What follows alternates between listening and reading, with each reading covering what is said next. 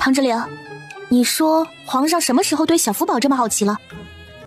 可能是小福宝长得太像皇上他爹了，皇上想老爹了吧？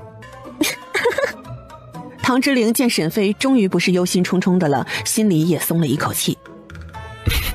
放心吧，沈妃，小福宝在宫里啊，一定会没事的。明天咱们就回去了，我明天就去皇城打听，小福宝很快就能回来的。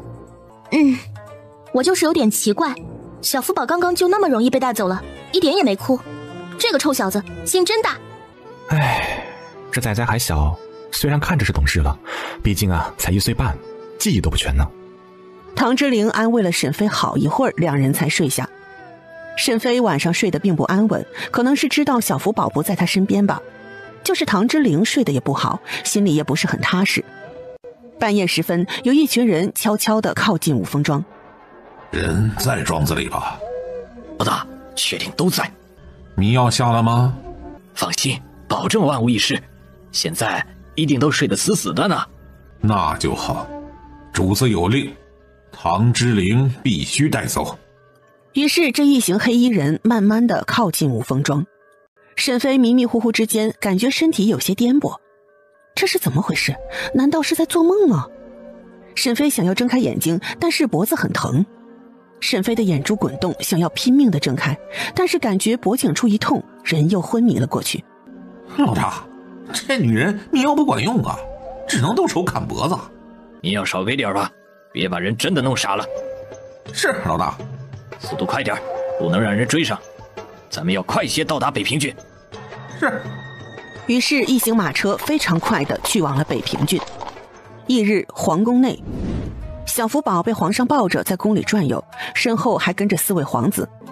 楚浩荣，看看御花园怎么样？喜欢这里吗？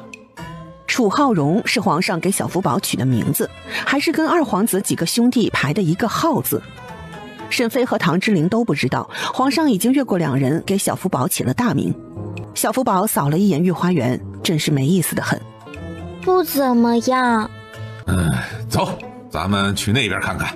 皇上昨晚就见到了沈玉，也听了他说的事情，但这还只是沈玉的一面之词。皇上虽然觉得这就是真相，但是也要派人去查的。这件事在没有查清之前，皇上也不想走漏风声，所以沈玉就被皇上送到了一个安全的地方。益州王要是养了私兵，那可不是小事。还有谢家之前报上来的铁矿，朝廷并不知情，皇上也要调查。益州王要是私自打造兵器，兵器的藏匿地点等都是要查清楚的。皇上现在真的有些焦头烂额，还是为了缓解这份心情，才想着带着4个儿子一起陪着小福宝逛逛御花园。可是小福宝的情绪并不高。小福宝虽然被皇上抱着，可是心里不是很踏实，总是用小手捂着胸口。福宝弟弟，你怎么了？哪里不舒服吗？没有。皇上看到小福宝蔫哒哒的样子，一点精神都没有。哎呀，小福宝还是太小了，不是能离开母亲的年纪，等长大一些就好了。浩荣啊，以后就由你弟弟浩哲陪你读书了，你喜不喜欢啊？不用，我不用读书。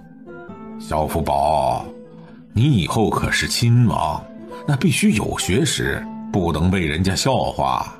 父皇还真大方呀。唉，父皇对小福宝真是太好了，竟然承认封他当亲王，他们这些亲儿子都没有这个待遇。父皇，我也能当亲王吗？不能。父皇，我也想当亲王，你也封我呗。以后再说。3皇子则是笑眯了眼，他觉得这就是皇上松口的意思。小福宝不知道怎么心越来越慌。我想回家，回家。皇上看着小福宝可怜的小脸儿，知道他还不能离开沈妃太久，现在已经住了1晚，已经是极限了。皇上，老奴有要事禀报。太子，你带着弟弟们先下去。是，父皇。太子和2皇子等人看着皇上抱着小福宝和冯公公走了。太子哥哥，父皇对小福宝是不是太好了？二弟想说什么？我觉得父皇对小福宝的喜欢超过了我们所有人，这很不正常。你说小福宝真是唐侯爷的儿子吗？二弟，父皇可从来没有离开京城，小福宝进京的时候都已经出生了。但是父皇的这份喜欢来得莫名其妙。二弟，你该不会和一个奶娃娃争宠吧？啊，怎么会？最好没有，小福宝也是我们楚家人。哦，我知道。我还有事，就先走了。风宝，是什么消息？皇上，唐侯爷和侯爷夫人失踪了。什么？他们身边不是有人吗？小福宝听到沈妃失踪的时候，整个人都傻掉了，小身子也是抖个不停。武丹和武阳呢？他们人呢？这俩人遭到了暗算，中了迷药，整个人都昏睡过去了。快，派人去找，一定要把两人找回来。小福宝想到沈妃丢了，眼里也是流下了眼泪。菲菲不见了。武阳和武丹被带到大殿上的时候，脸上也是焦急万分。你们倒是说说，到底是怎么回事？武阳和武丹也是很无辜，他们是没想到在自己家的庄子也会遇到意外。皇上，我们是中了迷药，今天醒来的时候就没有看到侯爷和侯夫人，庄子里里外外都找过了，没有找到人。皇上，我们已经回侯府了，发现两人也没有回府。风宝，通知兵马司的魏贤，立即派几队人马寻找，记住，人一定要找到，否则让他提头来见。是，陛下。你们都中了迷药？是，福宝少爷。武阳，你们两个没吃过蓝色的药丸吗？没有，那是什么？小福宝叹了一口气。菲菲没有给武阳和武丹吃，竟然给了乔杉和乔宇。菲菲是不是更喜欢乔杉和乔宇两人？迷药查清楚是谁下的了吗？庄子里的人都控制住了吗？福宝少爷，我们醒来的时候，庄子里的人都在昏迷着，但是人都已经被我们捆起来了。皇上也是觉得庄子里的人出现了内鬼，否则不会这么容易把人劫走。唐侯爷为什么昨晚要出城啊？小福宝也觉得奇怪，昨天菲菲确实是因为沈玉才出去的。重点查查那个叫海马的人，得好好的审一审。此时沈妃迷迷糊糊之间听到了谈话声，这次她学聪明了，眼珠也不乱转了，还是装没醒来的样子。她实在是害怕再被人给一下子，她觉得脖子一定都肿了。这一刻她真的不想身体对迷药有抵抗了，好歹喝了迷药她就啥也不知道了，现在完全是被人打昏迷，清醒的时候真的是疼得受不了。老大，咱们这一路已经换了路线，还弄了好几辆马车做障眼法，应该追不上吧？小心没上，这两人对咱们主子非常重要。老大，这回只带回2个大人，那小崽子怎么办啊？沈妃心里一惊，他们说的小崽子是小福宝吧？沈妃现在很庆幸小福宝被带走了，否则他们这一家都要被端了。那也没办法，谁知道那小崽子被带走了。不过这次机会难得，能把2大人带走就不错了。两人说完这话之后就没再交谈。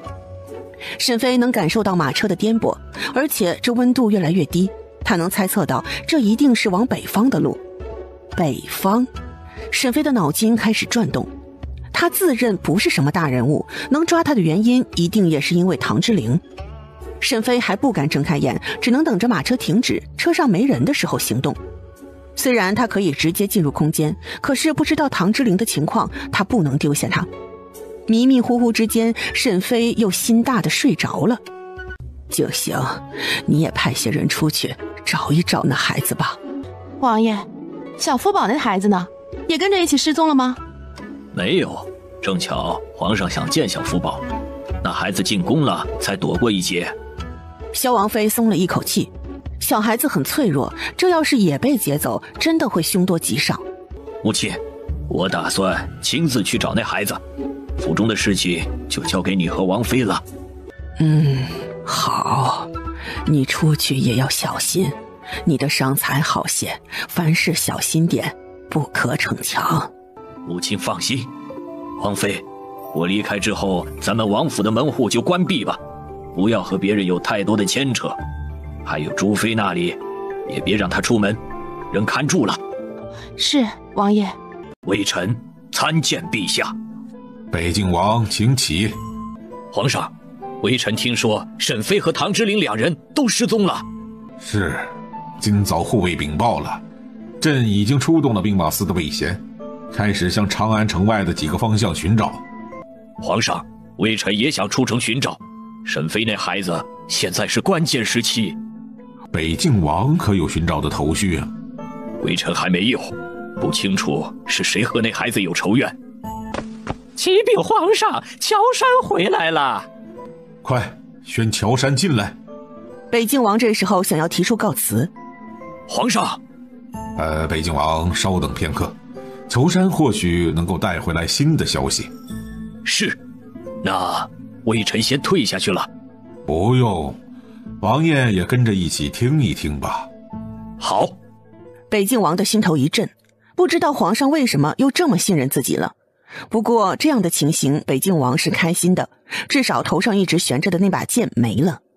皇上之所以会对北静王的态度这么好，也是要笼络住这员大将。毕竟如果唐国公真的有问题，那接替唐国公的人就是北静王。或许说可以和唐国公一较高下的人，也只有北静王这个老将了。属下乔杉参见皇上。乔杉，结果怎么样？人抓到了吗？启禀皇上，芸娘这人抓到了。此外，我们还找到了一些证据。什么证据？皇上，芸娘交代了，她确实是江竹妃的母亲，也承认她换了王府的孩子。那沈妃呢？是不是芸娘从王府换出来的那孩子？是，沈妃是王爷的亲女儿。北静王听到这个消息，心里终于是安定了。这个芸娘在哪儿？我想见见她。乔杉，把芸娘带进来，我亲自审问。皇上，芸娘不是普通的女子，她会功夫。那是否可以带着我们去关押她的地方？可以。好，头前带路。我也去。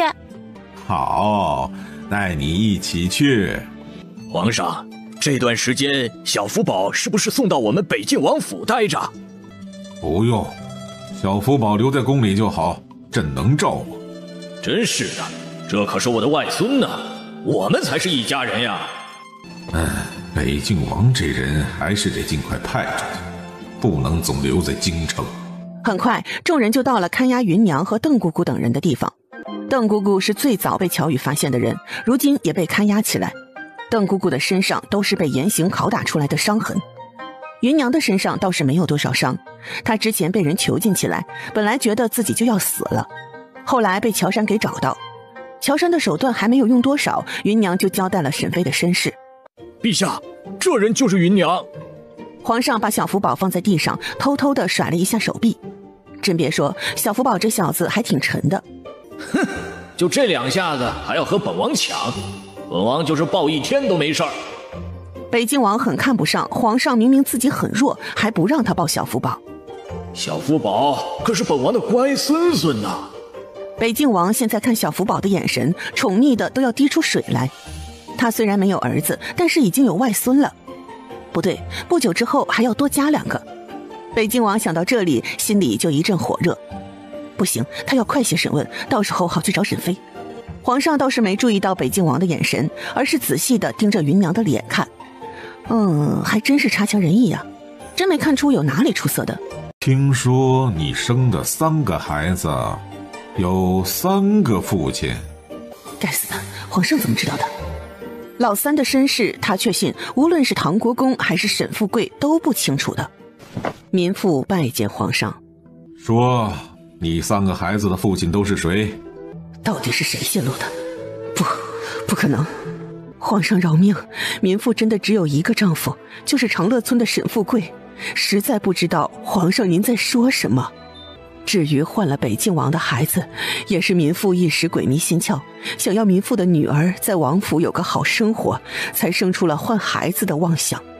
你这个贱妇，竟敢换我的孩子，你真是该死！王爷饶命，民妇真的是一时鬼迷心窍啊！可笑，到了现在你还在狡辩。江竹妃不是你和唐志忠的孩子吗？你们到底有什么阴谋？芸娘的瞳孔微缩，他们竟然知道竹妃的父亲是谁。芸娘，我们知道的远比你想的更多。你最好老实交代。欲加之罪，何患无辞？你们往民妇身上泼脏水，民妇也无话可说。皇上也没想着从芸娘这里再问出什么，因为乔杉已经从那些奇怪的文字中找到了更多证据，还带回了一些唐国公隐藏起来的人手。就算没有芸娘的口供，皇上相信总能撬开其他人的嘴。好好的招待他们，我不想等得太久。请陛下放心，臣保证他们全都开口。好，特别是芸娘，一定要好好的审问看看。是，陛下。皇上弯腰把小福宝重新抱起来，才离开监狱。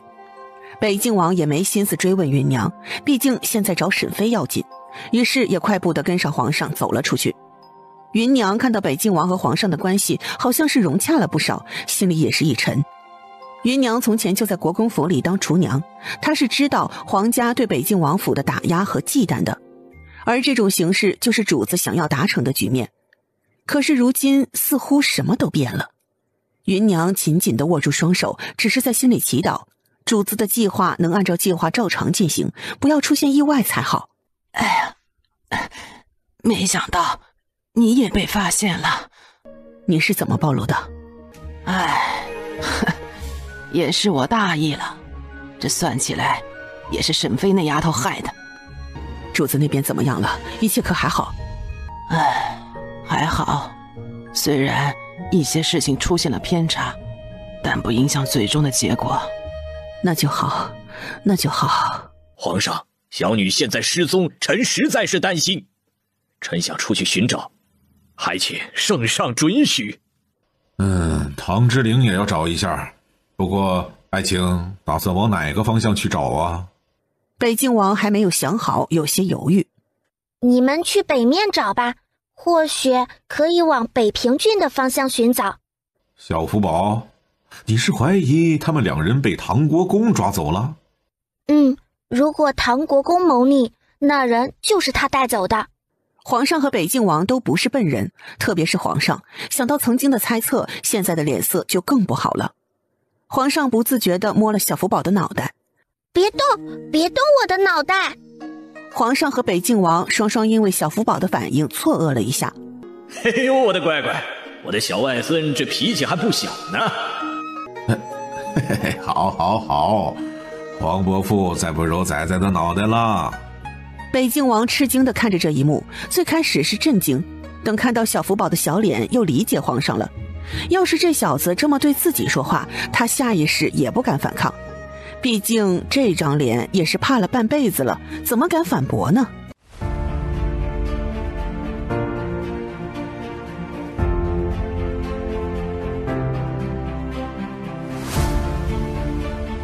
此时去北平郡的路上，唐之灵人在哪里？你就不好奇我们是什么人吗？那你们是什么人？我问了，你们会告诉我吗？不会。那不就得了，说那些没用的干啥？小妇人胆子不小啊。我这人没有别的，就是胆子大。大胆！你竟然敢这么跟我们老大说话！我这是正常交流，你觉得我哪句话冒犯了你们老大？总之，你要好好跟我们老大说话。沈妃看了二柱一眼，感觉这伙人好似不是那种十恶不赦的人。你们是什么人？我相公唐之灵呢？我们是谁不重要，至于你相公，我们不能告诉你。沈妃看宋城不打算说唐之灵人在哪里，心里一沉。他有自信自己可以脱身，可是唐之灵半点自保能力都没有啊。放心，我们不会伤害你的，只要你乖乖的不乱跑。你觉得我这样能跑到哪里去？哼，最好是这样。咱们这是要去哪里？这可以说吗？你的话太多了。宋城看了一下时间，吩咐道：快点出发，不能耽搁了，尽量赶上前面的人。是，老大。于是马车继续上路。现在马车上就剩下沈妃自己，宋城和他的手下都坐在外面的车辕上。沈妃的脖子还是很痛，肚子也饿了，于是从空间中偷渡了一盘红烧肉送到嘴里吃了起来。沈妃现在也不是不着急的，但不管再着急，还是要抓紧吃东西的。老大，好香啊！我好像闻到肉味了。我看你是太馋了，这时候哪来的肉啊？沈飞听到车外两人的谈话，伸出手快速地把剩下的那块红烧肉塞到了嘴里，然后把空盘子送到了空间里。沈飞这边悠哉悠哉的，唐之灵则是急得不行。此时唐之灵的脸上已经出现了青紫之色。唐之灵醒来之后就想逃跑，又被人抓了回来。由于太不老实了，被人给收拾了，所以现在整张脸都是肿的。唐之灵窝在马车的角落，心里想着沈飞的状况，心中就是一片焦急。他不知道皇上会不会派人来找他，还有抓他这些人的目的是什么。这些话他都问过，只是这些人明显是不想告诉他。由于天气越来越冷，唐之灵知道这是去往北方的路。北方，唐之灵就想起了唐国公还有那个异族的女人，会不会是他们要把他抓过去？唐之灵心里很乱，但心里也是庆幸小福宝被皇上接走了，否则他们这一家真是全都被人给端了。几日后，官道上一队人马疾行而去，此人正是北静王这一队人。王爷，咱们速度很快，按理能追上人呢。或许咱们方向错了，掉头回之前的岔路口。于是一行人又返回去，打算从另一条路追上去。沈飞此时是包得像个粽子一样，没办法，实在是太冷了。这还没到过年呢，越往北方越冷。宋城没有办法，谁叫沈飞是个孕妇呢？他们只能是满足沈飞一些要求，毕竟他们的目的是要保证带活着的人回去，要是人死了，他们是得不到钱的。老大，那小妇人要求真是太多了，咱们现在的定金差不多都花在她身上了。放心，你把账目都记好了，到时候找那人报销。必须要替咱们报销，否则这一趟真是亏大了。快了，等到了幽州，咱们和那伙人会合，就能把人脱手了。沈飞听着宋城和二柱的嘀咕声，心中一动，看来这伙人还是别人雇佣的呀，那他是不是就可以策反了呀？他身上可是有不少钱呢，唐侯府的所有家底儿都在他身上呢。不过幽州啊，那是唐之灵兄弟的地盘啊，这是到了弱鸡的地方啊，就是不知道唐之灵和幽州王两人谁更弱一些。沈飞这时候会继续跟着这些人，除了他们不是穷凶极恶的人之外，还想着他们说的会合之人。沈飞觉得那人应该是唐之灵，两人现在是分开走的。沈飞一定要知道唐之灵在哪里才行。还有，沈飞现在大着肚子，不知道什么时候就要生了，身边也不能没人。现在抓他的这几个人，沈飞还真得依靠他们。只要他们想要自己活命，那就必须好好照顾他。现在害怕他生产会没人接生，竟然还买了一个妇人。没错，就是买人了。这人是沈飞强烈要求买的，因为沈飞自己说的非常严重，如果没有产婆给他接生，那很有可能会一尸三命。宋城想要银子，只能咬牙买了。产婆买不了，生过孩子的老妇人还是能买的。二柱的账本上又添了一笔，京城太极宫。小山，宗卷上交代的事情可属实？启禀皇上，千真万确。那位宋先生是唐国公的心腹，京城所有的联络都是宋先生负责的。唐侯爷的生母就是鲜卑三公主拓跋雁兰。该死的！乔杉心里一惊，他不知道皇上这话骂的是谁。皇上的心情确实是很复杂。本来唐之灵的身份皇上是没有怀疑的，甚至防备都少一些，往他身边放人都是因为想要保护他们一家人。可是唐之灵的生母是敌国公主，那就不能不让皇上多想了。唐之灵是有两国血统的人，皇上知道这件事和唐之灵没关系，或许他也蒙在鼓里，可是皇上心里还是有一根刺。皇上想到唐国公的布局，或许唐国公20多年前就开始布局了。皇上想到先帝，觉得他父皇也被骗了。你说你曾经调查的那个鲜卑少年，当初就是唐国公的人接走的？是，属下第一天去唐侯府做的第一件任务就是找那个少年，那少年的头发也是属下给侯夫人找的。那按照你的意思，那个鲜卑的小王子是唐之灵的亲兄弟，并且还是唐国公和鲜卑三公主的孩子？是，陛下。乔杉，你说唐之灵知道那个少年和他的关系吗？没等乔杉回答，皇上自言自语道：应该知道吧？皇上的声音低沉，似在询问乔杉，又似在感叹。乔杉的后背已经湿透了。乔杉记得皇上从前称呼唐之灵都是小六，这样喊他也是把唐之灵当兄弟。可是自从知道异族少年之后，皇上的称呼就变了，改成直接喊名字了。属下不知。你从前在唐侯府中就没听说过？皇上，属下说的全都是事实，绝对没有半句谎言。抬起头来，看着朕。乔杉大着胆子抬起头看了皇上一眼。乔杉，你要时刻记着，你的主子是谁。皇上，乔杉永远都是皇上的人，请皇上相信属下。乔杉，益州的事情你也知晓，以后你和乔宇两人去益州吧，亲自盯着调查谢家的案子。乔杉心里松了一口气。在刚才皇上说出那句话的时候，乔杉就知道他再也回不去唐侯府了。唐侯府，说不上以后还有没有唐侯府了。皇上，属下在侯爷和侯夫人身边有一段日子了，两人都不是心眼多的人，属下相信那些事儿都和他们两人无关。你下去吧，尽快出发。是，陛下。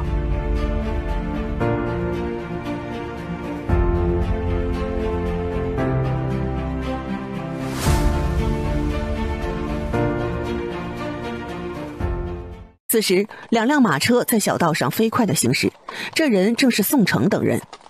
宋城自从发现有人追踪之后，就带着沈飞走小路了，不再继续在官道上行走，目的就是为了绕过那些追踪过来的人。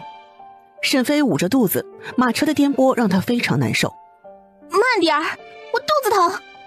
沈飞直接喊出了声，可是二柱还是没有停下来，反而是扬起了鞭子。哎，我真的肚子疼，你们慢点儿。住嘴！后面有人追赶，你最好乖乖的，否则有你好看的。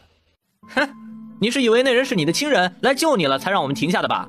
我告诉你，没门儿！沈飞也不知道后面是什么人，但是他现在真的是肚子疼，不知道是因为马车颠簸的，还是因为要生孩子了。宋城，我有话要和你说。什么话？那些人给了你多少钱？我出双倍的钱给你。你能告诉我，你们把我相公带到哪里了吗？你们相约见面的地点又是哪里？不行，我不能答应。他们这次出来行动也不仅仅是因为钱，更多的是那些人抓了他们的人，所以他才不得不接了这个绑人的活计。这时候后面的马蹄声越来越近，人一看就不老少的。老大，那些人追上来了！片刻间，一群人直接把两辆马车围住。沈飞偷偷地掀起车帘看了一眼，这些人好像是军人呢，难道是皇上派人来找他们的人？里面的人可是沈飞？大人，我们就是普通的百姓，里面人是我的夫人，不是什么沈飞呀。把人留下，你们全都可以离开。宋城狐疑地看着这群人，他们难道不是这女人的同伙？就这么放他们离开？大人，少啰嗦，否则你们几人也不用走了。宋城看了这群人，在心里盘算着和这些人硬拼有没有胜算。男人好像看出宋城的打算，直接是挥了挥手，身后的人就开始行动起来。于是两伙人就这么打起来了。沈飞看到情况不妙，直接闪身进入空间里。哎，保护自己安全最重要，等结束了他再出来吧。刘三叔，咱们现在怎么办呢？大小姐失踪了，咱们一定要去找人呢。谭先生，咱们要怎么办？你有什么好办法吗？谭兄，你有什么好主意啊？刘管事是想咱们自己派人寻找。是，官府的人虽然派人寻找了，到现在也没有消息。我怕他们并没有足够的耐心，要是半路停止寻人，那就不妙了。我想组织人手出去寻人，就是没有方向啊。我听兵马司的人带回来的消息是往南面和东面的人都回来了，没有任何线索，只有北方和东方的人没回来。谭卓想着从前唐之灵的行动，他好像是格外的在意北地。如果咱们的人马要找，就往北边找找看吧。对，就去这里，我们一起去找人。张管事，咱们俩要留一个人在京城，还是我出去找人吧。你的人脉广，认识的大人物多，还能多打听消息。我带人去找。张光真想到找人就得雇人，确实是需要更多的钱，那造纸的作坊就不能停。还有接了那么多的订单，总不能不干。老弟，那找人就拜托你了。京城这边的事儿，你放心交给我。我和你们一起去找。行，谭先生和我们一起走。马大哥，猪场和庄子就都交给你们了。明年种地的时候，我们要是还没回来，你就按照今年的粮食种植。放心，田里的出不了事儿，你们一定要把大小姐给救回来啊！最后，刘三全带着李军、李铁牛、谭卓几人出了唐侯府。皇上，沈飞的下人去了镖局，雇佣了20个人，一起出去寻人了。都是雇佣的人，他们就一点人手没有？没有，唐侯爷身边最得用的是武丹和武阳，除此之外就是谭先生了。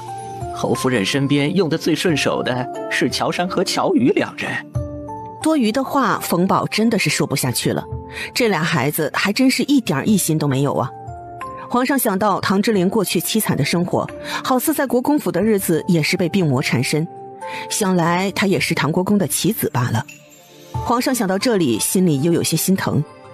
唉，想来是他想太多了。好，朕知道了，去把中郎将陆串请进来，朕有事安排他。是，陛下。很快，陆串就来到了大殿。微臣参见陛下。陆串，朕有件事要交给你，你要秘密的行事。你带一队人马，把唐侯爷和侯夫人安全的带回来。陆串已经知道了京城的消息，皇上对国公府采取了行动。现在国公府已经被禁军团团围住，不准府中的人外出。现在皇上让他去捉拿唐之陵，难道唐侯爷是有什么问题吗？皇上，唐侯爷要是反抗，臣可以采用手段吗？皇上愣了一下，反应过来陆串是什么意思。朕是让你去找唐侯爷，最终的目的还是要保证唐侯爷的安全为要。皇上想到小福宝，还是不想唐之陵有任何意外。记住，侯爷和侯夫人的安全最重要。是，臣一定全力寻找唐侯爷。好，你下去吧。陆串离开不久，冯宝禀报道：皇上，太子带着小福宝来了。请他们进来。是，陛下。冯宝出来之后，就看到太子牵着小福宝站在外面等着。太子本想抱着小福宝的，可是小福宝拒绝了。此时小福宝的小脸明显比前些日子瘦了一些，眼中更是多了焦急之色。太子殿下，陛下请您进去呢。好，有劳冯公公。太子和小福宝缓缓地走进大殿。皇上看到小福宝的时候，眼中闪过复杂，可是看到小福宝的脸，叹息了一口气。他们终究是皇家的人。太子，你怎么让小福宝亲自走进来了呢？太子无辜地看着皇上，心里很无奈，感觉皇上老爹确实是太偏心了，不怪二弟吃小福宝的醋呢。父皇怎么样？六皇叔有消息吗？太子并不知道内情，但是皇上下的圣旨他是知道的。父皇，北静王不是去找六皇叔和六皇婶了吗？为什么不继续找人啦？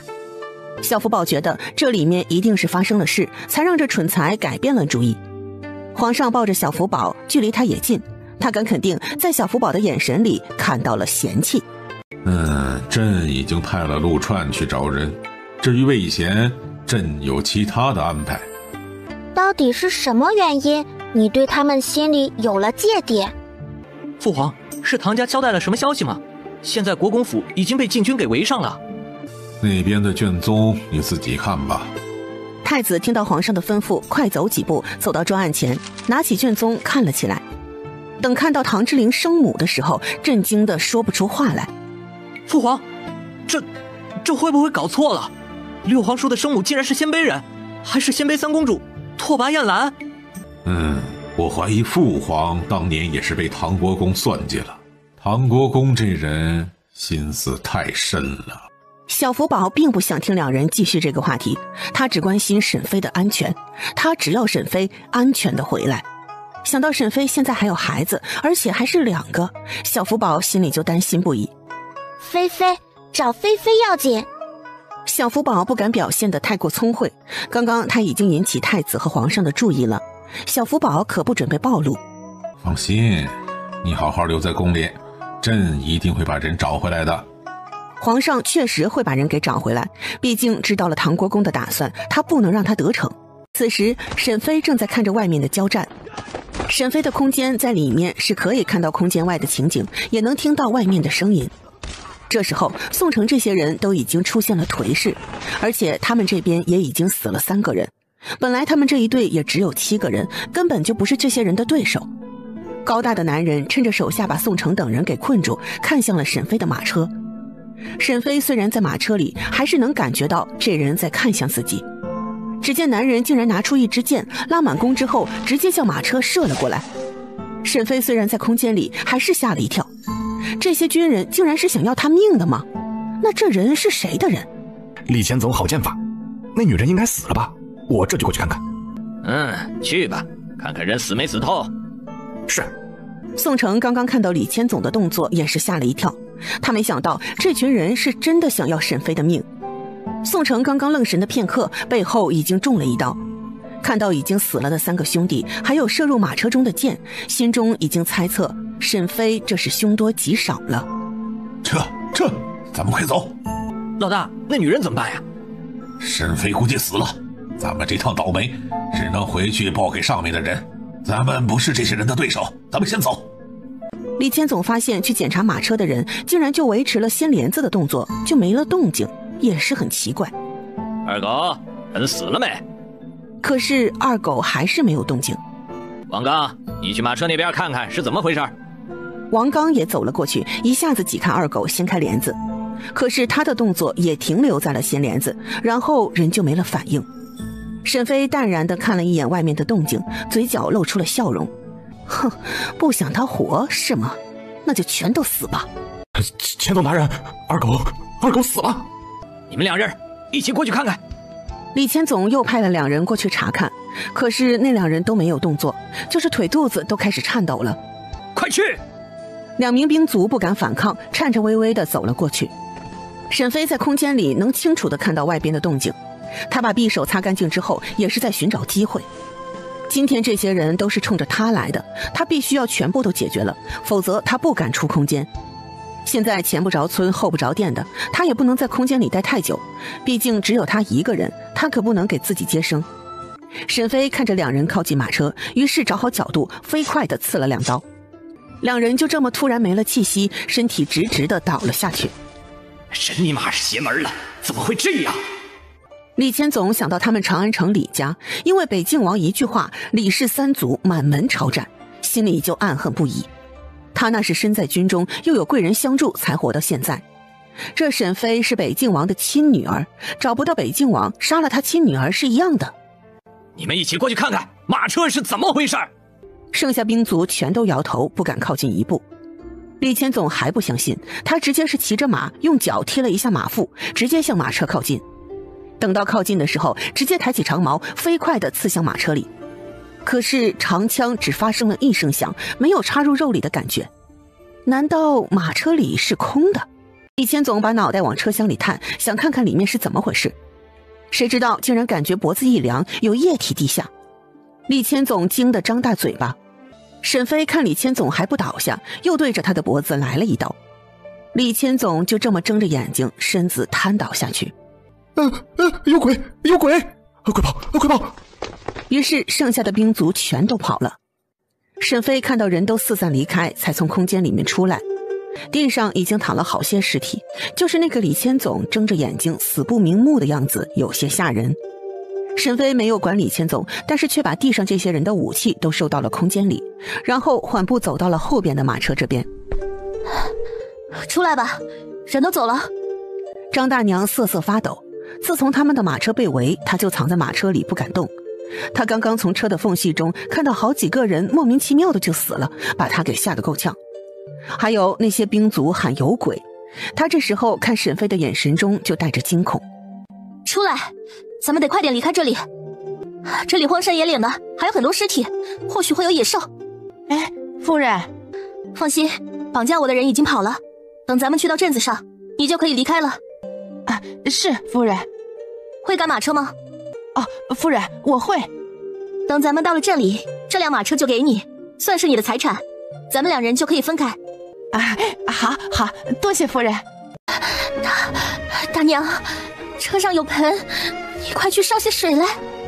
张大娘又急忙返回车上，发现竟然还有剪刀、大盆，还有一些打火石。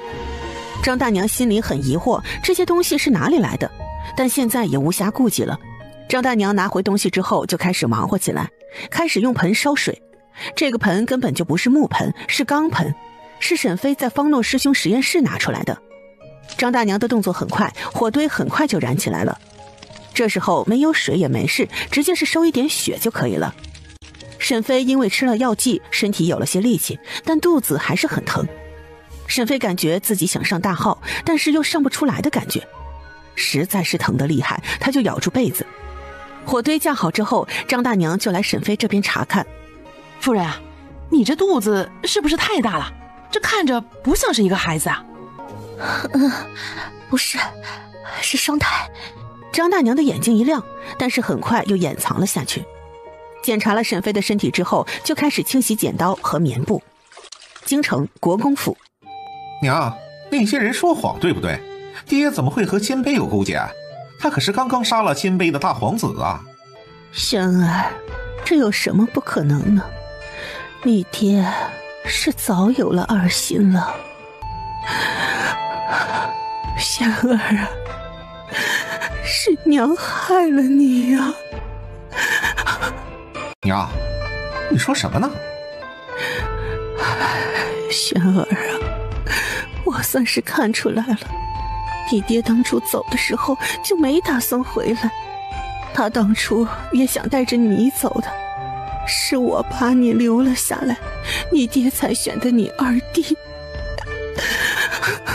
现在咱们国公府完了，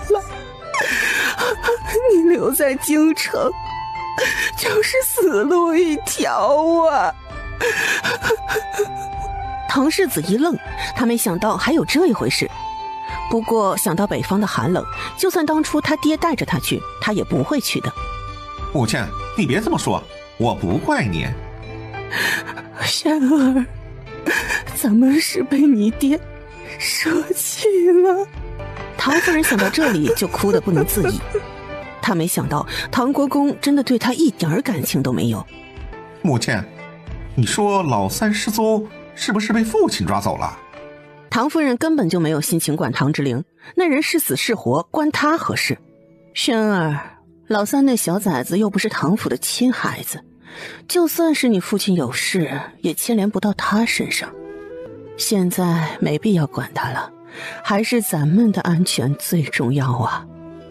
唐之轩总觉得唐之灵的失踪和家里的事情有关系，他想要看看能不能找出解决的办法。可是现在唐夫人陷入恐惧中了，根本就没办法讨论。唐之轩想到妻子和二弟妹2人出身都不低，一个是伯爵府的姑娘，一个祖父更是工部尚书，或许可以找他们商量。母亲，我先回后院了。说完也不管唐夫人，急急匆匆的就走了。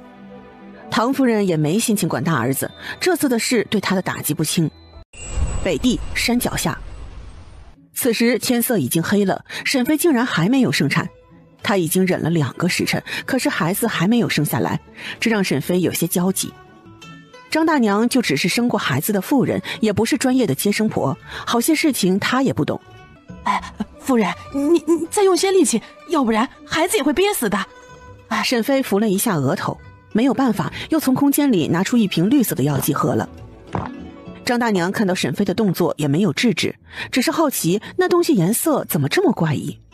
沈飞喝了之后，身上的力气恢复了些。仔仔，你们快出来吧，要不然我真的是坚持不住了。孩子好像是听到了沈飞的祈祷，在沈飞用力的同时，终于是出来一个。张大娘见孩子生出来了，眼睛一亮，在孩子的屁股上拍了一下。哎呀，生了！等看到是女孩的时候，有些失望。夫人，是个女娃子。沈飞生下孩子之后感到轻松不少，张大娘虽然嫌弃是女孩子，还是手脚麻利的给剪了脐带，快速用温水擦拭之后，用沈飞准备好的小被子把孩子包了起来，放在了旁边的破木板床上。沈飞缓了好一会儿，终于感觉肚子又有动静了，可能是因为第一个孩子已经生出来了，剩下的这个孩子生出来的时候也很痛快。张大娘急忙凑了过来，看到还是个女孩的时候，叹了一口气，语气都低了一些。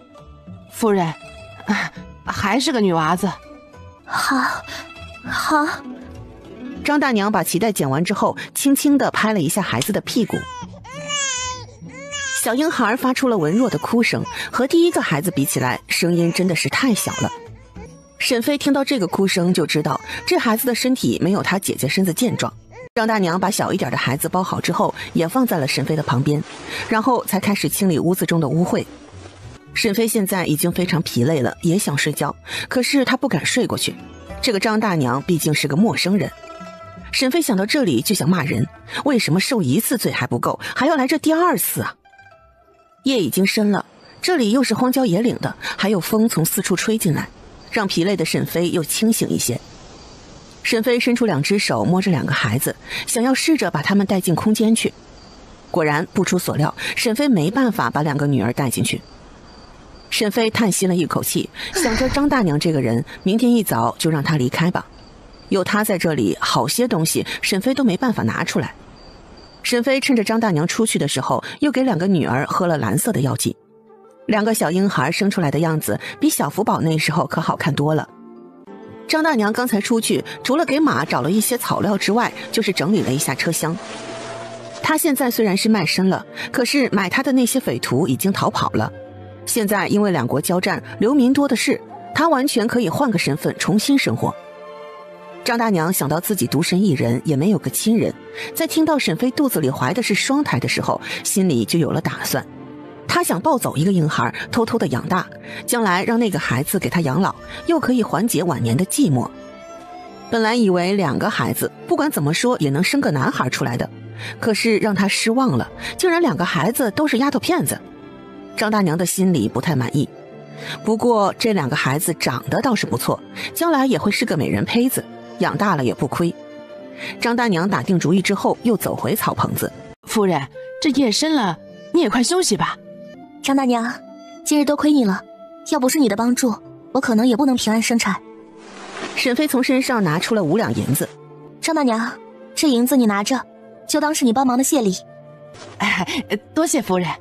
沈飞见张大娘盯着银子瞧，就解释道：这银子还是从那些贼人的身上搜到的，大娘别嫌弃少啊。张大娘刚才还在琢磨，沈飞这人身上还会有多少钱呢？听到沈飞是从匪徒身上搜的，也卸下了心思。不嫌弃。于是两人就谁都没有再说话，加上天也黑了，沈飞也逐渐闭上了眼睛。张大娘也在棚子的角落蜷缩着身体，好像也是睡了过去。天空刚刚泛起亮光，黑夜慢慢褪去。张大娘适应了屋子中的昏暗，悄悄地走进木板床。她仔细地辨认着两个婴孩，想要找出那个哭声响亮的孩子。张大娘经过思考之后，决定抱走那个身体强健一点的孩子。看到襁褓的花色不同，张大娘直接弯腰抱起了靠外面一点的孩子。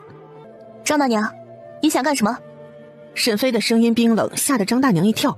她急忙转身，抱着孩子就往马车那边跑去。沈飞急忙起身，顾不得身体上的疼痛，急忙追赶上去。站住！放下孩子！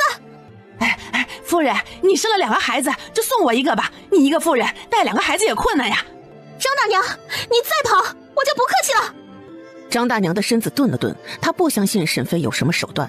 沈飞眯起双眼，从空间拿出了一个改良过的弓弩，直接是向张大娘的后背射去。3支箭全都插在了张大娘的后背上，小婴孩被摔在地上，嘴里发出大哭声。沈飞缓缓地跑了过来，急忙把孩子抱起来检查他的脑袋。好在现在是冬天，孩子是掉在了雪上，加上还被棉被包着，没有受伤。夫人，我错了，你救救我，救我！你不该偷我的孩子。沈飞最在乎的就是亲人了，想到刚刚他要是真的睡死了，张大娘或许真的就抱着孩子走了。夫人，救我！我再也不敢了。沈飞眼神冰冷，看着张大娘的眼神没了温度，直接伸手用力压张大娘背后的短剑，剑矢穿透了张大娘的身体。晚了。张大娘直接是没了气息，脑袋也低垂了下去。沈飞看着天空中飘散的雪花，他真是变了。怀中婴孩的啊啊声让沈飞回神，他快步走回草棚子，看到另一个婴孩还在熟睡，沈飞松了一口气。他把2个孩子放在一边，从空间里拿出了2床大棉被，把昨日生产的破被子扔到了一边。沈飞打算把那个棉被都烧了，毕竟这棉被上都是血迹，血腥气真的很容易招来野兽。床铺重新铺好之后，沈飞又把漏风的草棚子用棉被给堵上了，茅草屋内一下子就暖和了不少。沈飞直接从空间中拿出了充电的热水袋，塞到了被窝里，给2个孩子取暖。热水袋太热，沈飞害怕烫坏2个孩子，距离还远一些。2个小婴孩好似感受到了热源，睡得更安稳了。沈飞把张大娘的尸体拖到了一边，然后把药水滴了上去，尸体上发出了滋滋的响声，更是散发出难闻的气味。很快，张大娘的尸体直接就融化了，甚至就是骨头都没有剩下。沈飞处理了张大娘的尸体，才又把马从马车上卸了下来，把马车收进了空间里。枣红马目光呆滞地看着沈飞，好似是不敢相信这一切的事情。枣红马甚至四处看了看，高大的马头转悠了好几下。别找了，马车被我收起来了，你乖乖听话，我会好好带你的。枣红马刚刚是把沈飞的动作都看着了，那冒烟的尸体让枣红马心中也是非常恐惧。只要你好好跟着我，我保证你以后吃香的喝辣的，做马中之王，体验马生赢家。枣红马喷了一个响鼻。来，小红，把这个喝了，对你有好处。枣红马瞪大双眼看着沈飞，摇晃着马头。沈飞也不是和枣红马在商量，直接把红色药剂打开，掰开马嘴。乖，喝了，好东西。枣红马觉得自己要死了，他无辜地看着沈飞，样子还有些可怜。好好的感受，以后你都能成马王。枣红马感觉自己身体暖暖的，一点事都没有。这女人不是要毒死自己啊！于是用马头拱了一下沈飞的肩膀。沈飞直接把枣红马往山上牵了一点，这一处有些偏僻，山脚的那些小路看不到枣红马。沈飞并不会赶马车，他打算先在这里休息几日，他需要休息，所以马车和马匹都要藏好了。要不是空间实验室不能放活物，他都想把马塞到里面。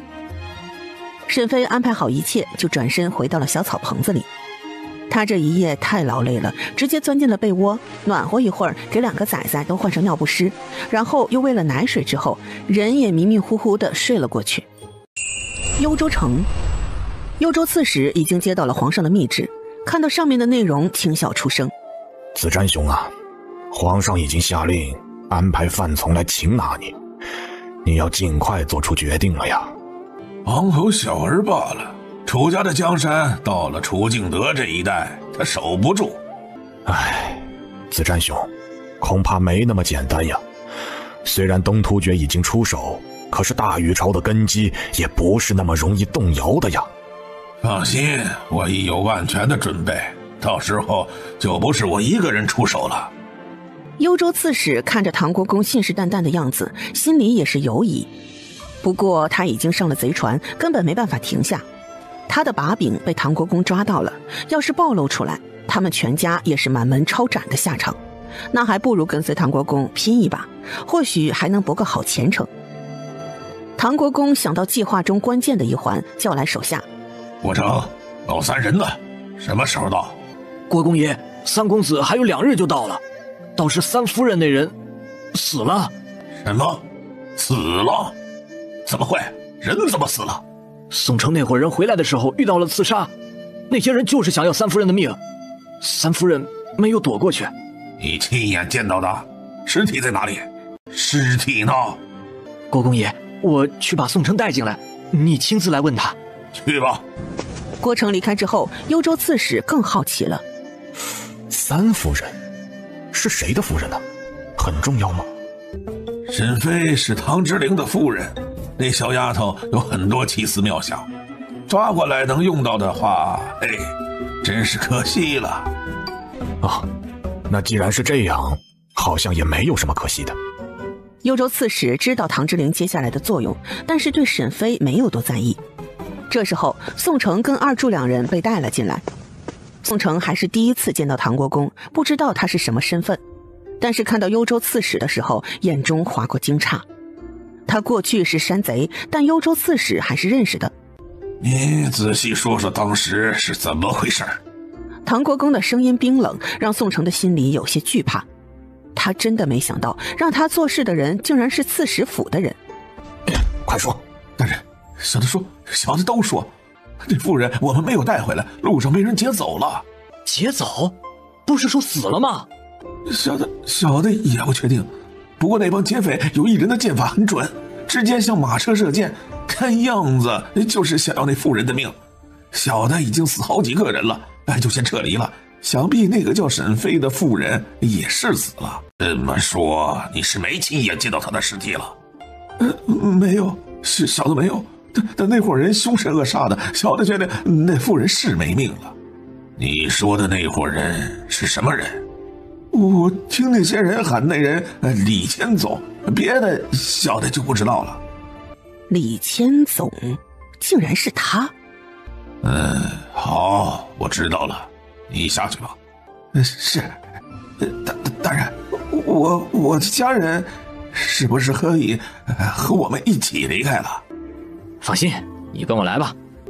好，谢大人。二柱和宋城走了出去，临走之前又看了一眼幽州刺史。幽州刺史名叫何鸿章，字建言。正巧二柱和何刺史的目光对上了。你给我站住！大人，请问还有什么吩咐？二柱被叫住的时候，心里也是非常慌乱。他知道他不该盯着何刺史看的。抬起头。大人，可还有其他吩咐啊？不是你把头抬起来，抬起头看着我。大人，你认识我？不认识。何刺史不信，他和唐国公见面的事情还真不能泄露，至少现在不行。哦，是吗？我怎么感觉你认识我呢？我看大人容貌好看，就多看了几眼。我就是长得太丑了，到现在都讨不到媳妇儿。有意思，你这人真有意思。何刺史随手拿了2两碎银子，向二柱扔了过去。赏你的。二柱立即憨憨一笑。谢大人，谢大人。宋城毫不可察地松了一口气，他真是怕二柱这小子暴露了。两人离开之后，何刺史收起笑容。子战兄啊，那李千总是怎么回事？你救了他，他为什么还要换你的事？李家和北境王有仇，只怕李千总在军中打听到了消息，直接去围杀沈飞了。我也是大意了。那个沈飞和北境王有什么关系？沈飞是北境王的亲女儿，只怕现在沈飞也是凶多吉少了。这时候护卫急匆匆的来报：主子，不好了！刚传回来的消息，唐之灵被拓跋燕兰带走了。此时唐之灵看着眼前的女人，不敢相信就这么轻易的见面了。这女人和记忆中的女人是同一个人。唐之灵的脑袋有些刺痛，那消失的记忆突然在脑中闪现。唐之灵吃了沈飞的药剂，丢失的记忆已经恢复了一些，只不过不全。现在见到拓跋燕兰，脑子像是要爆炸一样。想不起来的就不要勉强，等你回了营地，巫医给你看看就好了。你会说大吕朝的话？唐之灵问出口之后，就知道自己问了一个蠢问题。这女人既然和唐国公和先皇都有关系，又怎么不会说汉话？没想到2年没见，你的变化这么大。2年前拓跋燕兰见到病弱的唐之灵也是很震惊，为此他还斥责了唐国公，他竟然没有好好的养他的儿子。你是我的母亲吗？是，我是。我现在就带你回家。回家？对，回家，回我们的草原去。不行，我不能和你走，我还有妻子，她也被人抓走了。你放心，我们草原什么女子都有，到时候可以给你娶10个8个，不成问题。不用，我现在只要我的妻子沈飞，她现在怀孕了，还是双胎，我必须要找到她。拓跋燕兰听到唐之灵的话，也沉思起来，怎么说那妇人生出来的也是他的孙子。那好，那人我帮你要回来。扎尔，你去找唐志忠，把沈飞要过来。是，公主。唐国公会听你的话吗？放心，他不过是个奴才罢了，我的话他必须得听。唐之灵能听出来拓跋燕兰嘴里的不屑，可是唐之灵还是了解唐国公的，他可不是个好说话的主。这个便宜母亲好像过于轻敌了。唉，也不知道沈飞怎么样了，算算日子是不是都已经生了。唐之灵担心的不得了，还有他的胖儿子，不知道小福宝在宫里怎么样了，有没有被欺负。此时被唐之灵惦记的小福宝却是一个人在皇宫里穿梭。小福宝的个头小小的，他要是存心藏起来，别人还真找不到。小福宝对宫里也是门清，真是去哪个宫都不会迷路。但是皇上非常宝贝小福宝，经常也是派了一群人跟着小福宝。小福宝也是花了好一番力气，才把跟着的宫女和太监甩掉。小福宝要自己去取一件东西，不能被别人发现。那东西藏在了先帝曾经的宫殿。先帝后期沉迷修仙，追求长生，已经搬出了飞霜殿，非常喜欢住在临华殿。小福宝要去的地方就是临华殿。可是小福宝高估了自己，他这么小小的一只小短腿儿，自己去临华殿并不容易。因为那宫殿的距离并不近，他想避开所有人去到那里非常不易。小福宝猫着小身子躲避了护卫的防守，刚刚站直小身子就感觉身体腾空了。小福宝扭过头，竟然对上皇上那张脸。皇上此时是非常愤怒的，手掌拍在小福宝的小屁股上。小福宝，你怎么能偷跑？皇上这次是真的生气了，刚才他知道小福宝跑丢了之后，真是急得不得了。本来是找了几个大臣商量朝事的，在知道小福宝不见了之后，他急匆匆的就出来了。小福宝被皇上揍了，人还有些懵。你真敢打我？怎么，我这个黄伯父还不能教训你了？小福宝撅着小嘴巴，一副不服气的样子。唉，以后你想去哪里都可以，但是不能自己偷偷的跑，明白吗？小福宝不说话。听到了吗？小福宝还是不说话，也不应承。你呀，一定是向你娘亲了，这都是沈飞性子不好，才让你向他。小福宝可不允许皇上说沈飞的不是，加上思念和担心沈飞，大眼睛一下子就红了。菲菲，菲菲，我要菲菲！皇上暗暗地责怪自己，为什么哪壶不开提哪壶啊？好好好，黄伯父一定派人找。皇上最近也是烦恼得很，唐国公这人还没捉回来，西突厥那边又蠢蠢欲动。他现在真的觉得压力很大，都没多少心思想沈飞和唐之灵两人。清晨，沈飞醒来之后，发现外面下的雪竟然这么大了。沈飞这一觉睡得非常沉，他算了算时间，竟然睡了一天一宿。中间除了被孩子的哭声叫醒给孩子喂奶之外，其他时间人都是在昏睡的。沈飞虽然才生产完，但因为有蓝色药剂的作用，让他的身体恢复得非常迅速。在生产之前，沈飞由于身体没有伤口，所以那药剂的作用并不大。可是在生产之后，药剂的作用就显现出来了。所以沈飞现在的状态好了很多，不像是平常的产妇那样的虚弱。沈飞把热水袋又拿回了空间里，充上电之后继续使用。沈飞在空间实验室里简单的清洗一下，他还不敢洗澡，只是用湿毛巾擦了一下身体。好在他实验室里的卫生间都能使用，也能随时使用热水。沈飞有的时候也好奇，这空间实验室能跟随他来到这里，好像永远也不缺电呢，真不知道是什么原理。沈飞换了一身干净的袄子，端了一盆热水又走了出来。刚出了空间，就看到两个崽崽已经醒了过来。唉，要是这两个小妞妞也能进去就好了。沈飞弯下身，也有心情看着两个孩子了。沈飞仔细地看着两个闺女，发现这俩孩子还真有意思，虽然是双胞胎，但是样子并不太像。哎呀，你们还真会长呀！大妞妞长得像唐之灵多一些，都是高鼻梁、大眼睛、双眼皮。小妞妞是丹凤眼，和沈飞更像一些，鼻梁纤巧挺立。两个孩子的嘴巴是一样的，嘴巴的轮廓清晰，微微上翘，仿佛总是带着一抹微笑。沈飞感叹，这好像就是后世说的微笑唇呀。不过这嘴巴像谁呢？他不长这样啊。沈飞看着2个崽崽，就想起了小福宝。唉，也不知道你们福宝哥哥怎么样了，在宫里的生活好不好？你们呀，真是比你们福宝哥哥好多了。他刚生出来的时候，你娘我可是一穷二白的，你们哥哥还胎里带毒，刚生出来那颜色看着都吓人。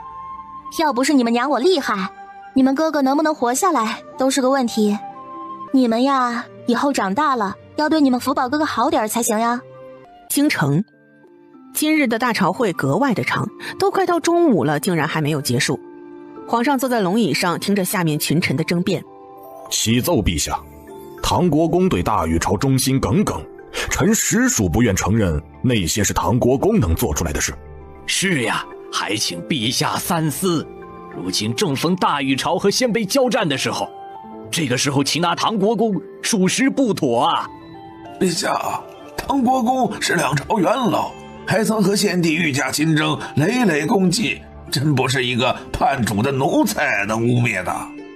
皇上听得脑壳疼，再次听到先帝御驾亲征，然后睡了鲜卑公主的事，皇上的脸更青了。朝臣要是不提这事儿还好，现在一提，皇上都替老爹不值。这是算计，赤裸裸的算计。先帝是大禹朝的皇帝，想要什么女人没有，会看上一个区区的北蛮公主？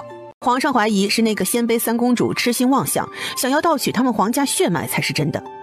你妈，还真让那女人成功了。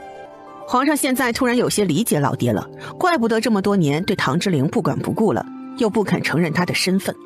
不过先帝应该不知道那女人是鲜卑的公主，只是以为她是唐国公的女人吧。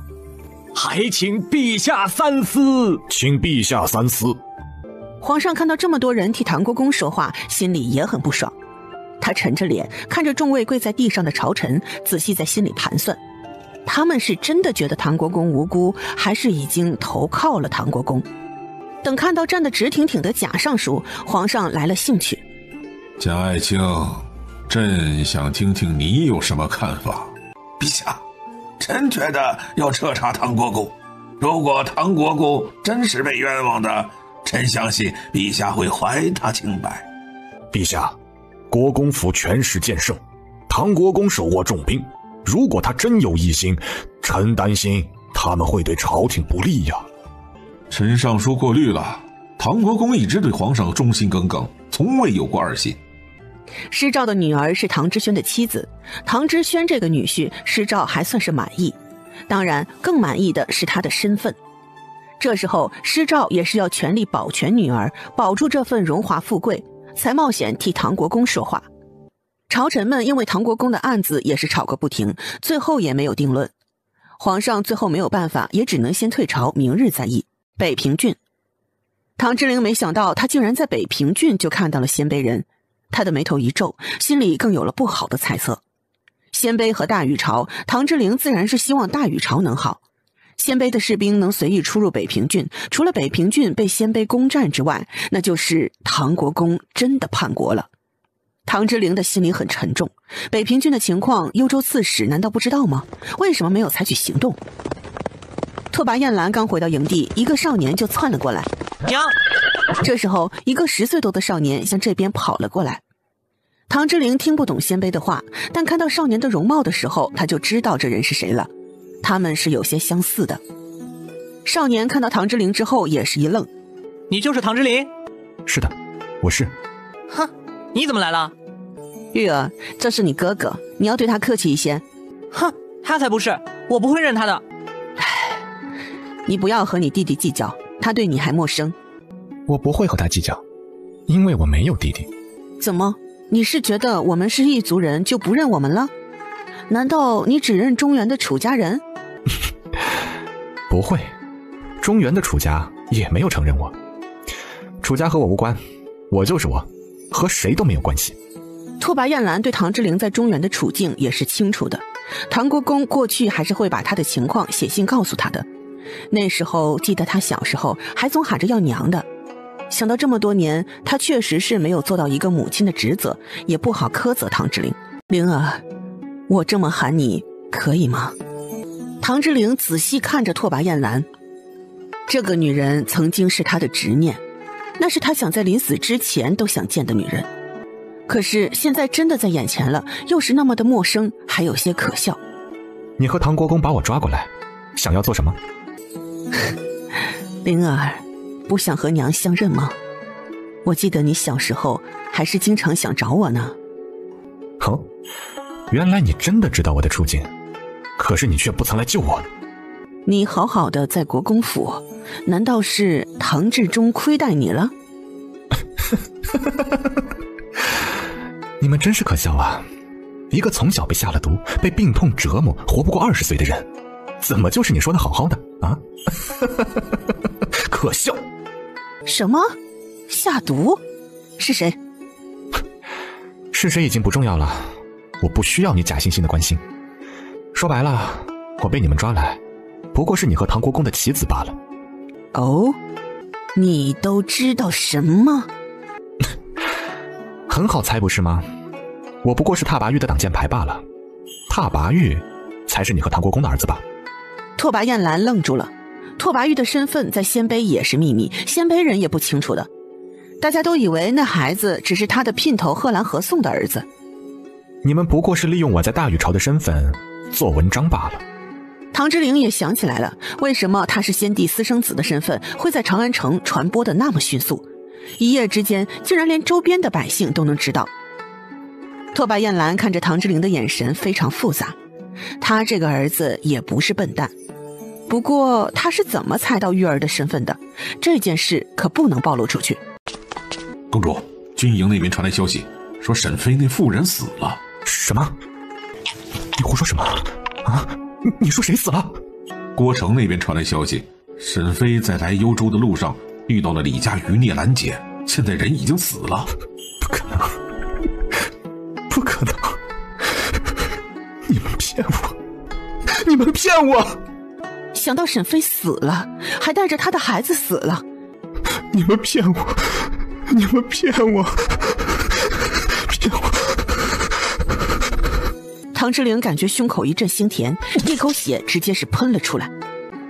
灵儿，灵儿，来人，快去请巫医过来！唐之陵被抬到了巫医那里。老巫医看到唐之陵没有意外，毕竟2年前他也见过唐之陵，甚至让唐之陵失忆的药还是他亲自给唐之陵喝的。哎，他吐血了。拓跋燕兰想到唐之陵听到沈妃死了反应会这么大，就皱起了眉头。阿母，灵儿成亲了，他的妻子和孩子都死了，气急攻心昏了过去。巫医看了一下唐之陵的眼睛，又检查一番，把过脉之后回道：没有大碍，这孩子的身体倒是比2年前要好一些了。阿母，那种让人失忆的药再给他喝一份吧，只要他丢了娶妻生子的记忆，人就会好了。这样好吗？那人或许对他非常重要呢。给他喝吧，不记得要比记起来好。好。唐之陵人在昏迷的时候又被人灌了药。离开鸡鸣山的小路之后，沈妃来到了官道。由于骑马，沈妃的速度也是非常快的。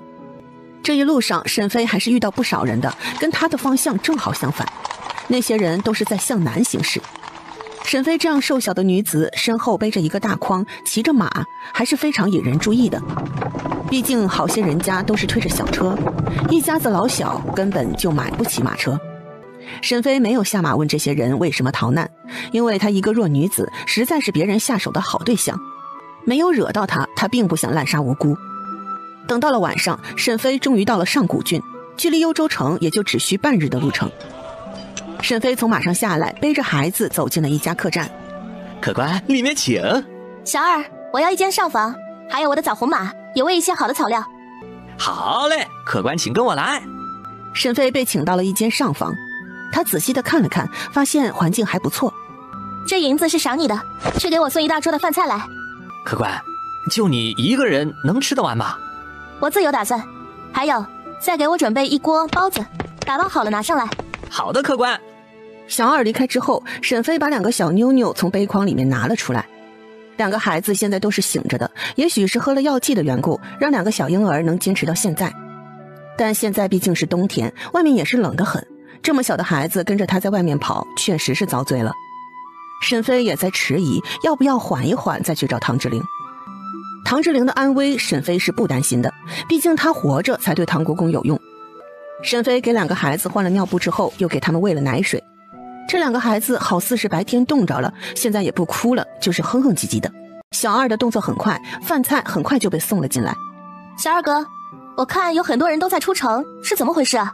客官，一看你就是外面来的。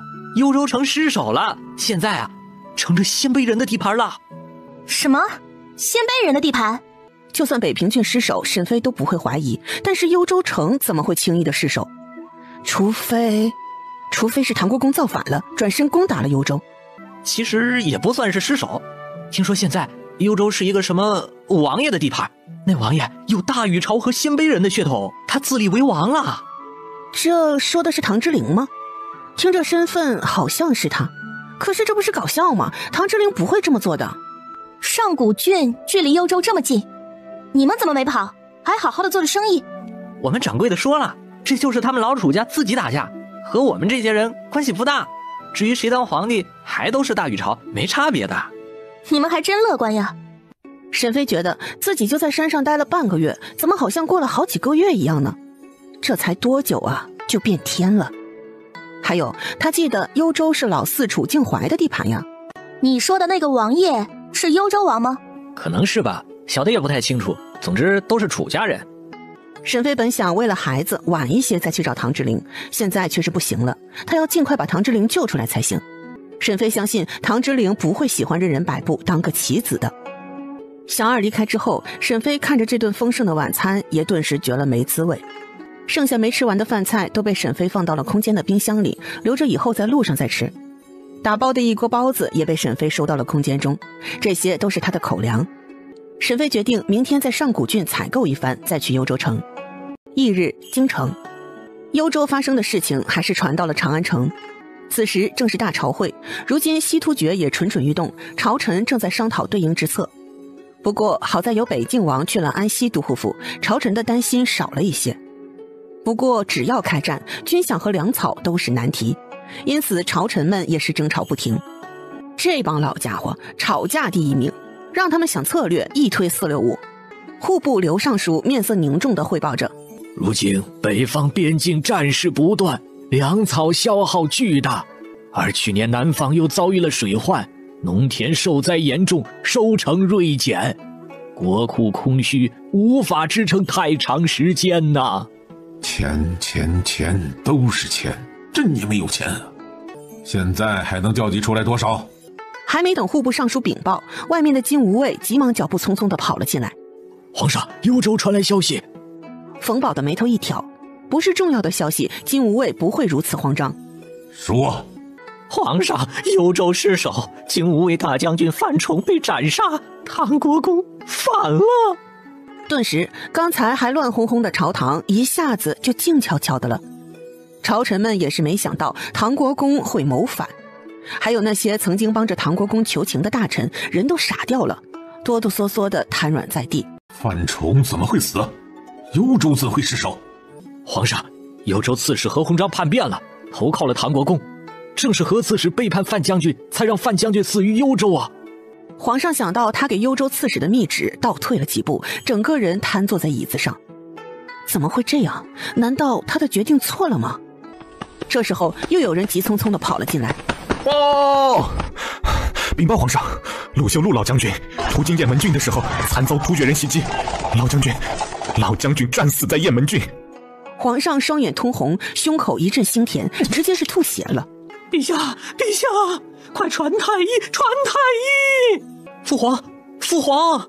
大禹朝相当于一下子损了3员大将，除了已经死了的陆修和范崇，唐国公这员大将更是成了大禹朝的敌人。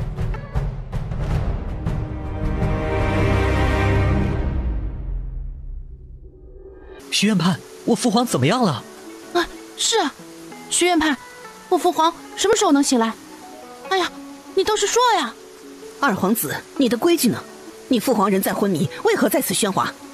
母后，我也是关心父皇。姐姐真是好大的威风呀，竟然不顾皇上病重，教训起二皇子来了。浩然，过来。母妃，妹妹来了。我要是不来，我们二皇子还不被欺负死了？贵妃姐姐误会了，皇后娘娘贵为国母，怎么会欺负皇子呢？哼，好啊，又是个贱蹄子，在这里阴阳我。皇上呢？皇太后恐怕是这些女人中最担心皇上的人了，这毕竟是她的亲儿子。皇后和萧贵妃也不吵了，急忙过来给皇太后行礼。太医，皇上的病情怎么样？启禀太后娘娘，皇上是急火攻心才会吐血昏迷呀。只是这个原因，那人为什么不醒？徐院判心中有个猜测，但是不敢说，说了就是杀头的大罪。宋太医，你来说。好你个老家伙，太鸡贼了！你自己怕掉脑袋，竟然把我推出来了。说。这时候殿外传来了哒哒的脚步声，是三皇子牵着小福宝跑了进来。父皇，我来看你了。小福宝听到皇上被气吐血的时候也是很无奈，这抗打击的能力还真差呀。小福宝跑到了皇上的床前，看到皇上惨白着脸，人根本就不是普通的昏迷。他是中毒了吗？小福宝稚嫩的声音让屋子里一静，就是徐院判和宋太医都一起看了过来。你们是哑巴吗？小福宝小小的一个，声音就算阴沉也没有威慑力，但是徐院判和宋太医莫名的心慌。有什么话快说，否则或许以后就没有机会了。皇上不仅急火攻心，还因为纵欲过度，身子亏损的厉害，需要精心调养才行啊。徐院判有所保留的道。皇后听到皇上是纵欲过度，脸上闪现不喜。应该就是张贵嫔了，终于是找到机会收拾她了。皇后看张贵嫔的眼神都不善起来，后宫其他的妃嫔也在偷瞄张贵嫔。张贵嫔此时却没有受到影响，完全不在意这些妃子的眼神。皇上似是中毒了，微臣对毒药研究不深，还请太后准许小儿宋燕进宫给皇上诊脉。快请小宋大夫进宫。皇太后也听说了北静王中毒都是宋燕救回来的，于是立即有小太监跑了出去。皇太后眼神复杂地看着小福宝，刚刚他说话的方式让他想起了先皇，特别是轻描淡写要人命的时候。太子看到小福宝这么关心皇上，心中也是划过暖流。福宝弟弟，没事儿，一切有我。行了，你们都回自己的宫殿待着，不要出什么幺蛾子，否则别怪我不客气。是太后娘娘。是太后娘娘。众位嫔妃都离开之后，萧贵妃没有动。贵妃妹妹也还是离开吧，这里不需要这么多人。萧贵妃怎么肯离开？她真的害怕皇后动手脚，毕竟皇上要是死了，太子就是板上钉钉的皇上。皇太后对后宫的门道都是门清，孙子和儿子比起来，还是儿子更亲一些。贵妃既然有这份心，就留下来吧。是，听母后的。谢太后娘娘。哼，皇后，你还是太急了，还没到时候呢，你就这份嘴脸。冯公公，皇上最近宠爱的妃子是哪一人？回皇太后是张贵嫔。太后娘娘，张贵嫔仗着美貌就经常勾引皇上，皇上昨晚就宿在齐祥宫呢。来人，去搜齐祥宫。北地上古郡，沈妃在上古郡采购了一些日用品还有婴儿用品之后，就继续上路了。她骑着枣红马，只用了半日时间就到了幽州城。沈妃以为会看到城门紧闭的幽州城，谁知道此时的幽州城竟然是城门大开，还有百姓陆续的进进出出。哎，不对劲儿啊，唐国公不是造反了吗？怎么会让大禹朝的百姓随意出走？而且在来的这一路上，距离幽州城远一些的地方有百姓在逃离，到了幽州城，这些百姓怎么又不动弹了？还真是奇怪呀。沈妃跟在队伍里排队进城。大叔，我听说幽州城变天了，怎么百姓都没走啊？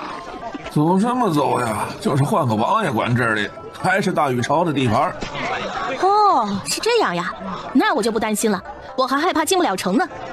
瞎操心，上面都发了通知，咱们这个新王爷和善得很，虽然也是病弱的模样，但是对百姓的政策都很好呢。沈飞心里抓狂，这怎么和他想的不一样？这唐国公到底要干什么？占了幽州城还敢用这么怀柔的手段？沈飞非常不解。沈飞跟着队伍直接是顺利的进入了幽州城。幽州城内并没有出现烦乱的样子，街上的行人也不少。沈飞非常奇怪，不是说有人造反吗？怎么这里还是这么安静，一点没有大战过的样子？老百姓甚至还出来逛街购物，还和从前一样。沈飞要不是才从南边过来，碰见过那些百姓难逃，都不会相信有叛乱。唐国公这人还真是好手段啊！此时沈飞惦记的唐国公正和拓跋燕兰对峙着。唐志忠，你别忘了你是什么人，竟敢这样对我！怎么，你不是一直想除掉你二哥吗？现在他人死了，你不开心吗？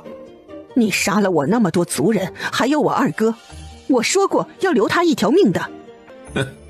可是我不想，甚至你父亲的命我也没想要留。可是那个老家伙没你好骗，这才让他逃脱了。唐志忠，你就是一只狼，一只没有心的恶狼！你该死，你该死！唐志忠一个用力就把拓跋燕兰甩开，然后好像是擦脏东西似的弹了一下身上不存在的灰尘。如今大局已定，我会看在你是玉儿的生母份上，给你一条生路。好，算你狠！拓跋燕兰现在非常后悔，他过去是轻敌了，他早已不是当年那个听话的奴隶了。唐国公冷冷地看着拓跋燕兰，眼中全是不屑。唐国公有自己的野心，当然是不想只做一个看门狗。长安城的人手虽然损失了一些，但还有人没有被找到，所以京城的消息他还是非常灵敏的。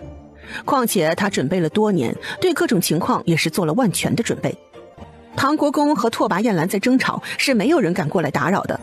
但是有一个人除外，那就是唐之陵。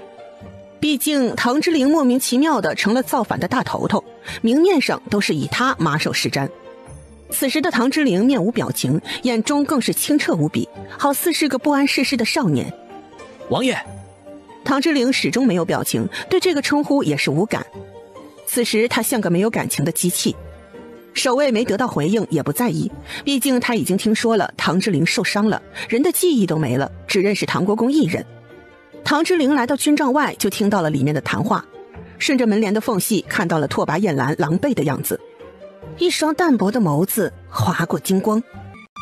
谁在外面？父亲，是我，灵儿。是灵儿啊，怎么找过来了？父亲，我太无聊了，我想问问咱们什么时候能回家呀？我不太喜欢这里，我想回长安城。幽州不好吧？灵儿怎么想回长安城了？这里不繁华，好玩的不多。灵儿放心，以后的幽州城会非常繁华。父亲，我想出去玩，去城中玩。好，我派人跟着你去，保护你。好啊，父亲，我还是喜欢武丹跟武阳两个人，他们怎么都不在呀？武丹和武阳出去执行任务了，以后你身边就有何文、何武保护你。那他们的武功有武丹和武阳高吗？比他们高，灵儿放心。谢谢父亲，那灵儿就放心了。唐之陵好似听不懂一样，也不再揪着武阳和武丹了，好像谁跟着他都一样。很快何文和何武就出现了。属下拜见王爷。父亲，我不喜欢当王爷。以后称呼他少主吧。属下拜见少主。好，你们两个起来吧，和我一起进城玩。是。唐之陵直接带着人离开了，从头到尾都没有看拓跋燕兰一眼，好像他就是个陌生人一样。拓跋燕兰也只能是在心里恼恨，毕竟当初的药是他让无义给儿子喝的，现在大儿子不认识他了，心智还变小了，他只能认栽。唐志忠，你真是好手段，我们娘俩真是被你利用个彻底啊！你最好在玉儿面前老实说话，不该说的不要说。这点不用你操心，他也不想损伤自己公主的威严，在他的族人面前他还是要脸的。此时两人都不知道，被他们念叨的拓跋玉已经找上了唐之灵。喂，傻子，你站住！你刚刚喊我什么？傻子，傻子，喊的就是你。何文和我动手，教训这个小子。这都是主子，要怎么办？少主，这是玉公子，我们不能打的。好，谁说的？说完，不等别人注意，直接是啪啪打了拓跋玉2巴掌。拓跋玉比唐之灵小了4岁，如今也是个16岁的少年。突然被打了，怒火也不小，于是也不惯着唐之灵，两人就这么打起来了。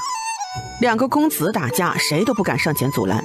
大禹朝的士兵对唐之灵的印象要好些，自然希望唐之灵教训拓跋玉。鲜卑士兵则是知道这2公子都是3公主的孩子，算起来都是私生子，身份没差，所以觉得无所谓。于是唐之灵和拓跋玉这一架打的和村口老娘们打架差不多。唐之灵不会功夫，但身体强健，个头高些；拓跋玉会些花拳绣腿，但个子矮，力气小些。于是这一架也算是旗鼓相当。等唐国公和拓跋燕兰一起来的时候，才把2人分开。唐国公看到这样的唐之灵，心里的怀疑是彻底没了。虽然知道唐之灵吃了那药，但他不确定唐之灵是不是装的。今天竟然看到他和拓跋玉打架，唐国公这下相信了。他记得10多岁的唐之灵，那时候就算身体不好，和府中的老大也没少打架，打不过也打。这性子没变，还是原来的孩子。唐国公看着唐之灵的脸都被打青了，头发也凌乱不已，走上前给唐之灵整理。灵儿，你怎么打架了？你看看你这脸。爹，你怎么就只关心他？谁是你爹？乱喊什么呢？这是我爹好不好？你这个傻子，什么都不知道的傻子！父亲，你看这野种，他骂我。父亲，你帮灵儿教训他，你不是最疼灵儿的吗？唐国公无力地看着这混乱的场面，他的脑壳有些痛。老三这小子没了记忆也不全是好的，这心智也只能哄着了。灵儿，你别和他计较。拓跋玉听到唐国公的话都气哭了。我再也不让你了。说完转身就跑了。唐国公非常无奈。灵儿，你脸上都是伤，快回去擦点药。说完就去追人了。拓跋燕兰也急忙追了上去。唐之灵看着2人的背影，嘴角轻轻地勾起。此时大朝会上，太子殿下，如今唐志忠反了，朝廷要立即出兵捉拿唐志忠。太子殿下，东突厥也已经出兵，五原郡已经失守，崔将军撤回了榆林郡，但是崔将军请求粮草的折子10天前已经到了长安，此事还没有定论呢。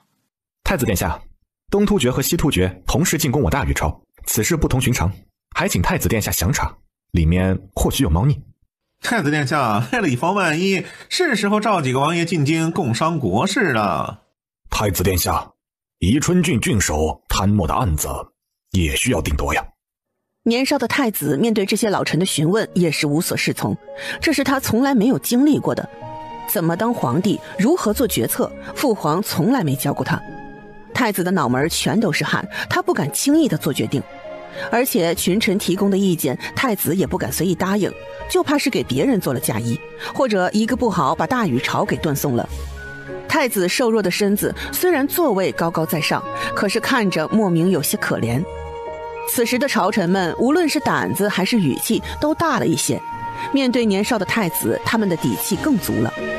有人在下面担心太子的表现，毕竟现在是太子监国，他是否有能力，朝臣是否臣服太子，这也是个问题。以二皇子一派的人，他们则是有些幸灾乐祸。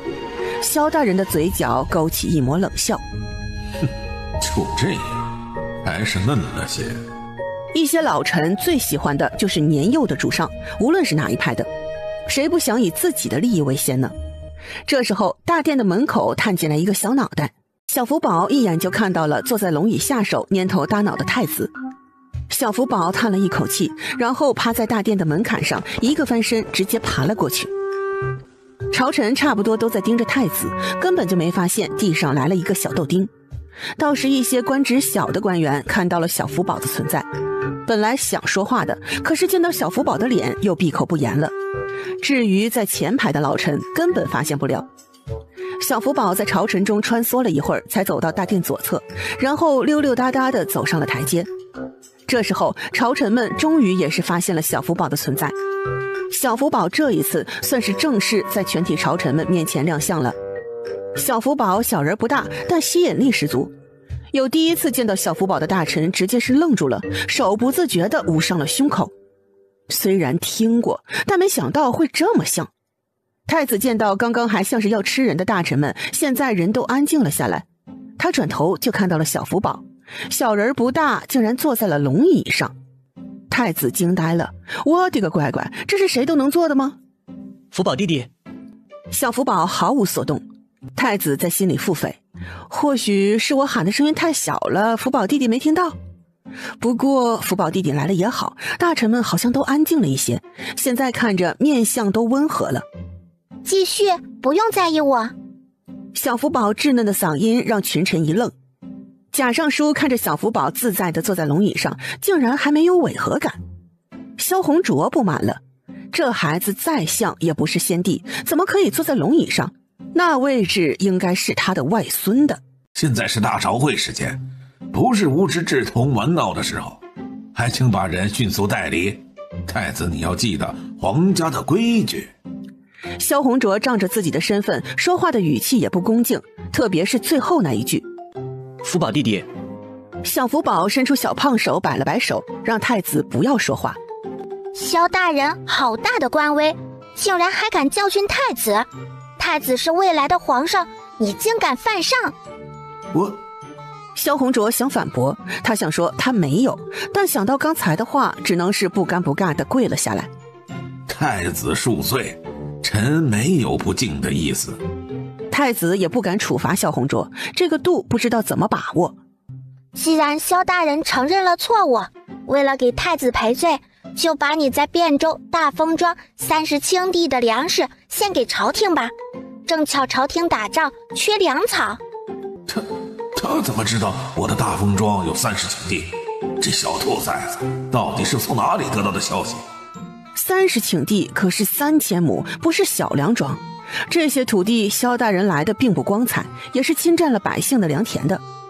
萧红卓眯起眼睛，看小福宝的眼神既狐疑又惊恐。和萧大人有同样感受的人也不少，他们看小福宝的眼神都变了。毕竟谁的屁股底下没有点屎呢？太子自从小福宝来了，身板好像都直了。好，萧大人起来吧，你的罪就用粮食抵了吧。小福宝一开口就要了不少粮食，太子觉得这个主意不错，就不知道能不能经常用。萧大人慷慨，我们户部会派出书令使跟着清点粮食。哦，你个老刘，竟然捅我一刀！有了这些粮食啊，安北都护府的粮草就可以运过去了。到时候我们兵部也出一些人手，帮萧大人运粮。该死的，你们老楚家没钱就盯上我了是吧？该死的，他为什么要多嘴？跟一个穿开裆裤的小娃娃较什么劲儿啊？短期内粮草的事情解决了，就有人说了幽州的事。毕竟唐国公杀了兵马司范崇，还有幽州刺史临阵倒戈，这些都不能不处理。太子殿下，幽州城已经失守，唐志忠公然造反，还请太子想个章程，要派谁去攻打幽州，诛杀乱臣贼子，夺回幽州啊？众卿家可有推荐的人选，担任讨伐唐志忠的主帅？太子殿下，臣举荐一人。哦，徐侍郎要选的人是何人？就是其他大人也看了过来，包括兵部尚书陈景。殿下，臣推荐全瑞，全家也是世代从军，全瑞人就在邢州，距离幽州也近，正好可以率军过去抵抗唐志忠。太子知道全瑞这人，但不熟，并不能拿定主意。他在大殿里四处看了看，最后莫名地看了一眼小福宝。小福宝此时沉着小脸，显然很不高兴。全瑞此人曾是唐志宗的旧部，徐侍郎是想给唐志宗送些人手去吗？小福宝会在这时候站出来也是没办法了，再不管他们老楚家的江山就要易主了。小福宝这话说出口之后，朝臣看着小福宝都不敢说话了，眼神看他的样子都带着惊恐。他们眼里都怀疑了，小福宝是不是先帝附体了？否则才1岁多的小娃娃怎么会如此了解朝廷的时局呢？恭亲王看小福宝的眼神都亮晶晶的，这就是他想要的太子人选呢。恭亲王看着小福宝威严的小脸，怎么看怎么觉得是堂兄回来了，这就是他的梦中情娃呀，天生机敏早慧。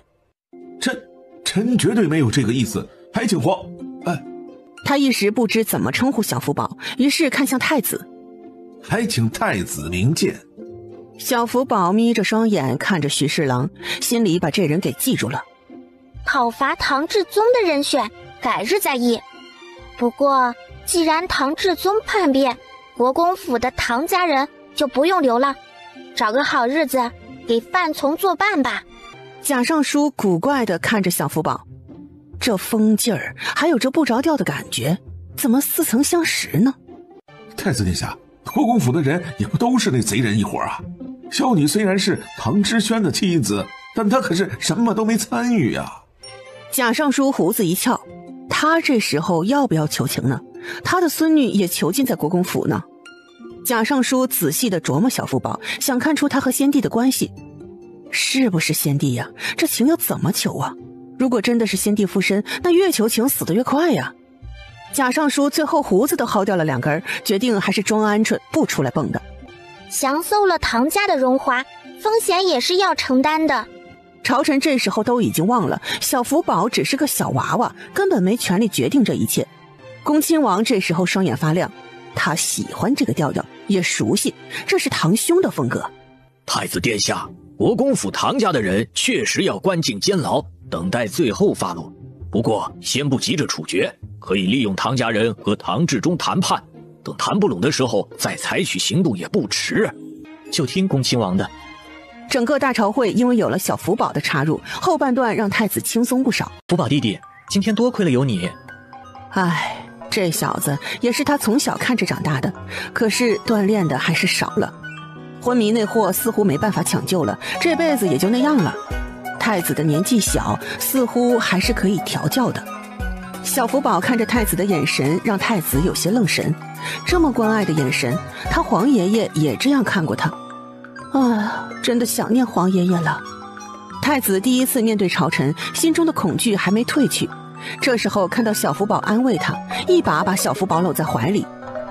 福宝弟弟，看到你我都想我的皇爷爷了。太子哭了好一会儿，心情才平复了下来，发现自己抱着一个奶娃娃在哭泣，人又有些羞赧。福宝弟弟，你好像很懂国事，是怎么做到的？天生就会。福宝弟弟，你这么气人，真的会失去我的。听你这么说，我学了这么多年书，全都是白学了，这样会显得我是个白痴。走吧，你跟我去个地方。去哪里？要去看父皇吗？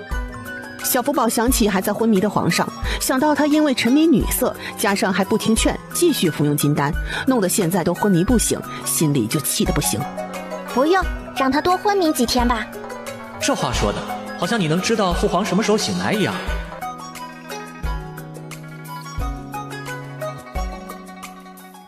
等到了地方，太子有些惊讶。福宝弟弟，咱们怎么来到了灵华殿？这宫殿是皇爷爷修仙的地方，谁都不可以来的。唉，想来修仙是不可能的了。皇爷爷那时候也吃金丹，最后还是走了。现在父皇又是这样，看来金丹没用。这么看来，父皇和皇爷爷两人也没那么聪明。你说对不对，福宝弟弟？唉，刚才还是好孩子，现在完全不香了。唉，皇爷爷去世会不会也是吃多了丹药？我看修仙求长生完全是不靠谱的事。唉，这小子能不能不要逮住一点，一个劲儿的踩呀？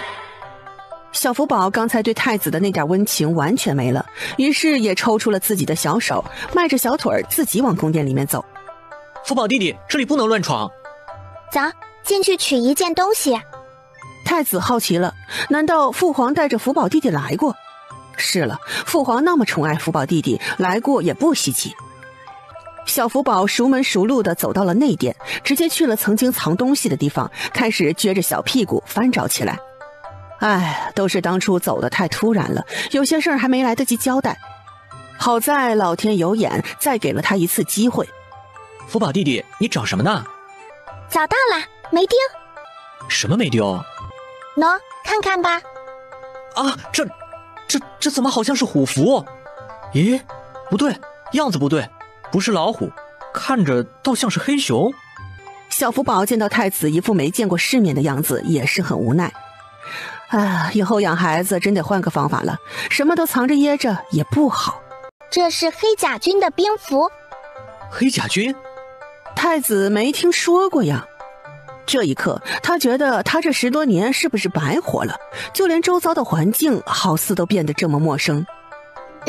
黑甲军，一支听皇上命令的军队，你小子不知道也正常。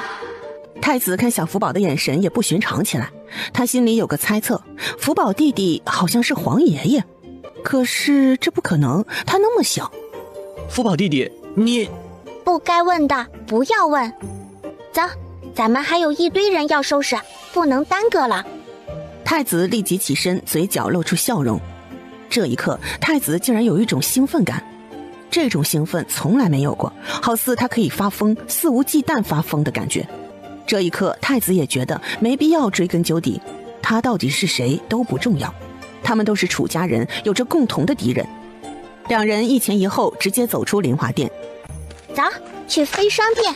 也好，去看看父皇身体怎么样了。趁他没死，还有些事要他做。福宝弟弟还真是的，不过想到他的猜测，福宝弟弟这么骂好像又正常。好，咱们这就走。太子弯腰把小福宝抱了起来，快步往飞霞殿走去。很快，小福宝就到了皇上的寝宫。小福宝，你终于来了。宋燕快步地走到小福宝身边，自然地从太子的怀里把小福宝接了过来。小福宝，告诉干爹，你娘给没给你那个蓝色的药丸？什么？干爹？谁是谁的干爹？药丸？蓝色药丸？难道是我曾经吃过的那一种？小福宝，怎么不认识干爹了？小福宝很不想承认，可这人怎么说，娘亲的第一笔钱都是这人给的，也算是解了菲菲当时的困境，还是得给他点面子。有蓝色的药丸。小福宝之所以不着急，没有立即拿出来救皇上，除了想惩罚一下皇上之外，就是想看看朝廷上那些臣子的反应。果然没有让他失望，好些人的尾巴都露出来了。曾经没看透的人，现在也都知道了。唉，这人心呐，也是深不可测呀。太好了，那药在哪里？告诉干爹，这可是救皇上的好药。在我的房间的抽屉，在唐侯府中。好，我这就出宫拿药。好，既然你去我们府中，把我的小3轮车带进来。好，干爹一定给你带进来。宋燕把小福宝放在地上，直接兴奋地往外走，正好和门口的宋太医和徐院判对上了。宋太医刚才刚想走进来，就听到自家的便宜儿子自称是那长得像先帝的孩子的干爹，他吓得一个趔趄，险些跌在门槛上。父亲，你小心一点。我的乖乖，你才小心一点吧！你以为你是谁呀？你想当谁爹？父亲，我有事先走了。宋燕说完这句话，直接脚步匆匆地跑了出去。太子给身边的护卫使了一个眼色，立即有2人追了出去。既然是给父皇取药，那就非常重要，自己人必须要跟着。幽州城，沈飞牵着一匹毛色鲜亮的红马，胸前背着一个大筐，样子也是怪异的很。沈飞逛了一圈，发现在现在的幽州城完全和后世的京都没法比，因为这里没有故宫。沈飞在心里感慨，也是，这个大禹朝是历史上不存在的朝代，唐代之前的历史是有的，唐代以后的历史就转了一个弯，和真实的历史不一样了。沈飞走累了，决定找个客栈休息休息，顺便给2个小妞妞喂奶。沈飞也发现了这2个小妞妞没有小福宝好带。小福宝那时候，沈飞要是想不起来喂奶，他就忍着也不哭，就等沈飞自己想起来的时候才给他喂奶。沈飞听到杯筐里哼哼唧唧的声音，就知道这俩孩子又饿了。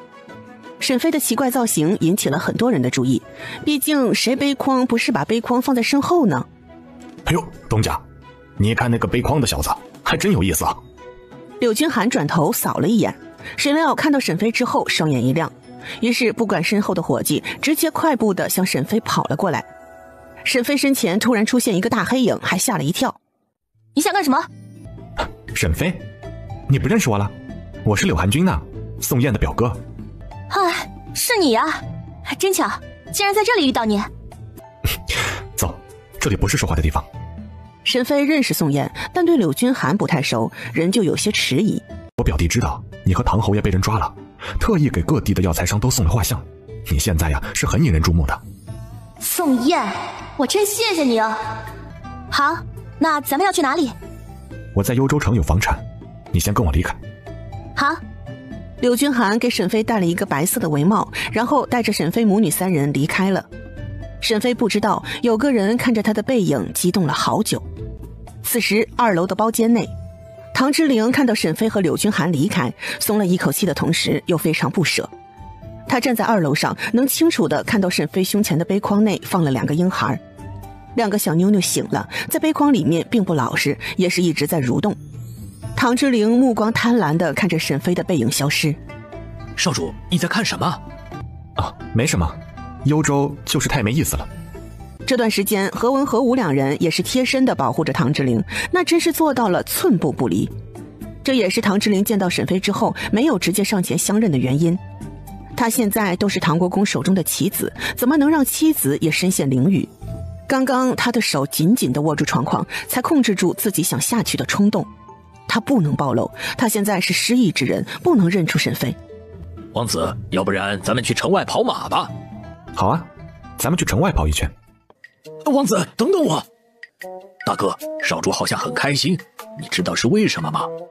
不知道，刚刚没有任何异样啊。沈飞跟着柳君寒直接回到了柳宅。唐三夫人，请跟我进来。刚才柳君寒太激动，直接喊了沈飞的名字，现在察觉不太合适，但是又不能喊唐侯夫人，那样容易暴露。沈飞想到自己已经曝光，唐三夫人被有些人听到也容易暴露。你喊我沈夫人吧。这称呼，要不我喊你沈妹妹如何？这样也可以掩人耳目，你就当做是我的表妹。沈飞可不喜欢什么哥哥妹妹的称呼，那样听着黏黏糊糊的。要不然你喊我江公子吧，身份是你的表弟。好，那江表弟你就先回房间休息一下吧。柳君寒离开之后，沈飞吩咐道：你们去给我打一些清水过来，我要梳洗一下。是，江公子。沈飞进屋之后就感到暖和不少，他急忙把2个小妞妞拿了出来。看到2个小妞妞红红的脸蛋，沈飞有些心疼。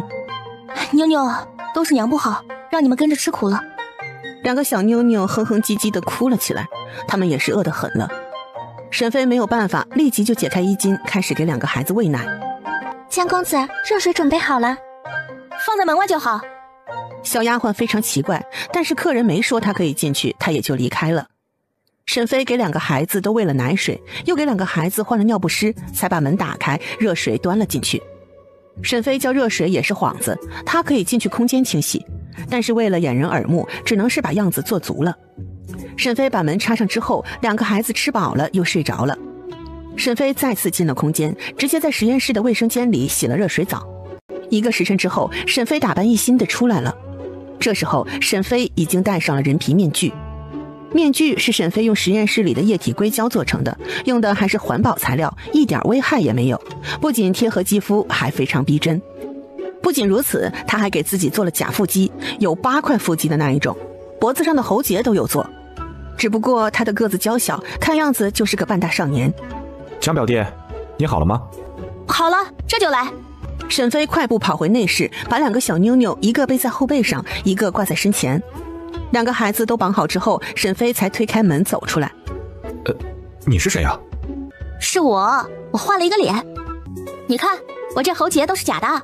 沈飞直接把喉结的硅胶拿下来，然后又粘上，反复来了几次。好了好了，我信了。你这面具也太神奇了吧，真的毫无违和感呀。我以后就以这个容貌出现了。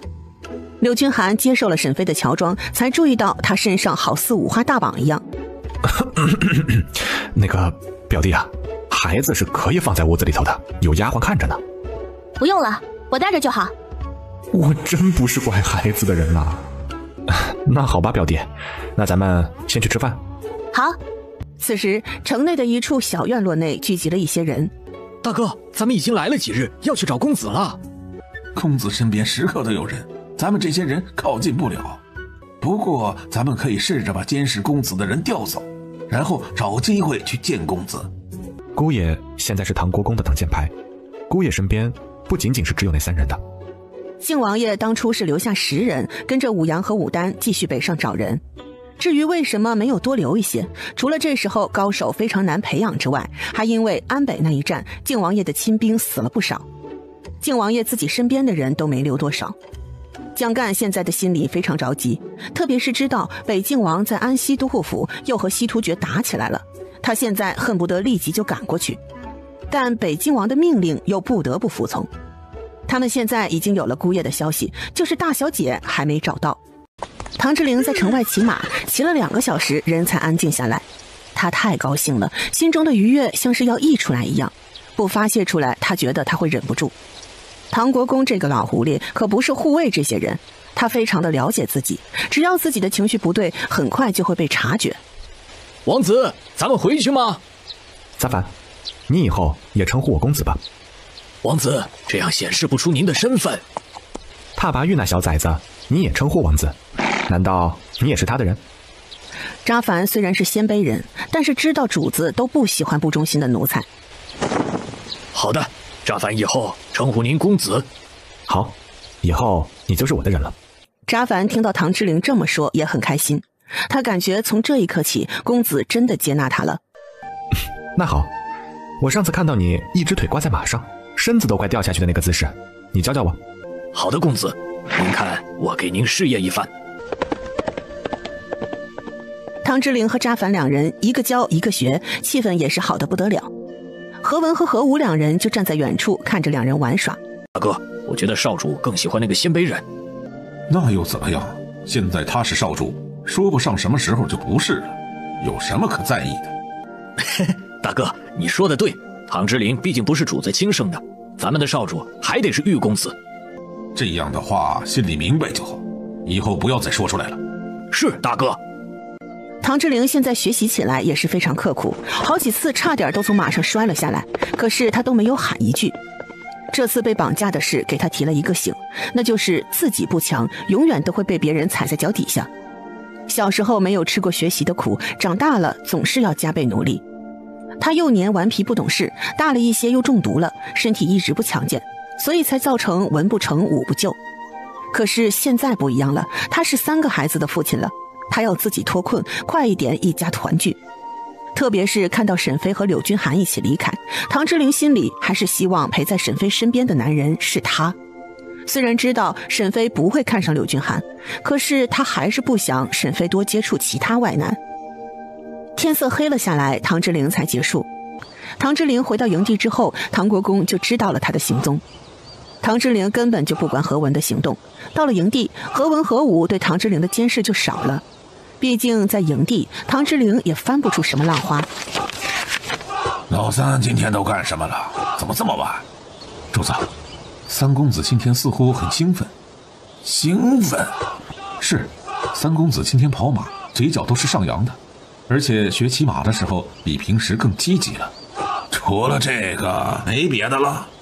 我听说你们今天进城了的，有什么不寻常的吗？没有。三公子没有离开我的视线，也没有和任何人接触。好，老三那里只要他不闯祸，不出幽州城，他干什么去哪里都行。以后没有重要的事儿，不必每日来禀报了。是，主子。唐国公已经完全放心唐之陵了，他有更多的事情要做，没必要时刻盯着一个棋子。宋燕去了一趟唐侯府，不仅是带回了药丸和小车车，还把李嬷嬷带进来了。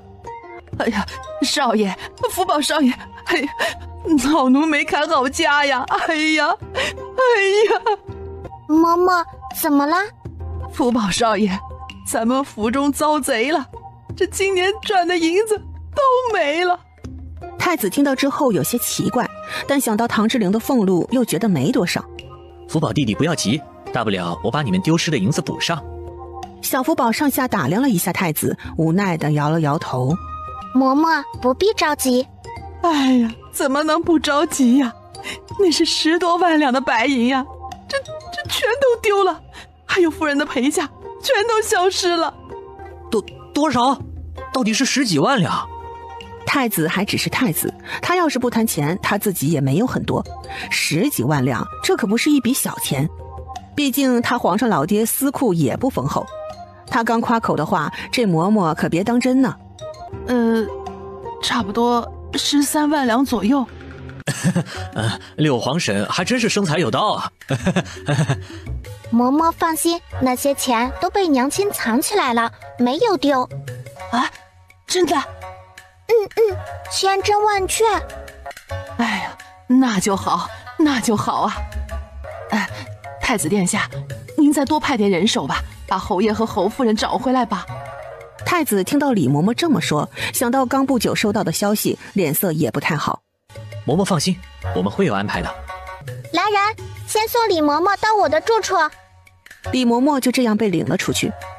福宝弟弟，幽州的事儿要怎么办？太子觉得情况不乐观，他们有人质在唐国公的手上。至于京城的唐家人，太子不觉得那些人是唐国公的软肋。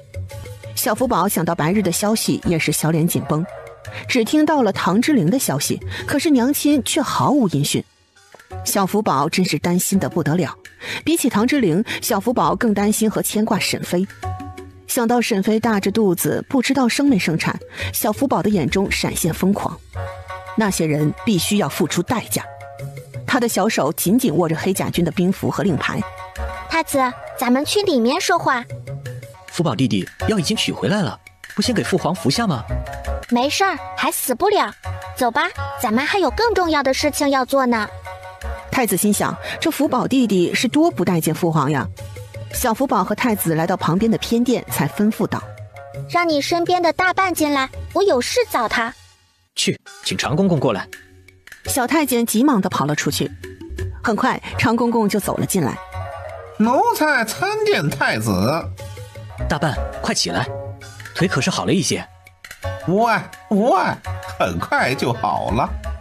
小福宝不管两人的热络，直接开门见山地问道：徐慧如今人在哪里？小福宝这话让长公公的身子一僵，他看了一眼太子，见他没反对，就开口道：徐慧人在西关局。徐慧曾经可是先帝身边的红人，只不过先帝去世之后，皇上以徐慧照顾先帝不周为由给打发走了，如今是最下等的内侍，负责给死人治丧的活计。去，把这人带过来，悄悄的。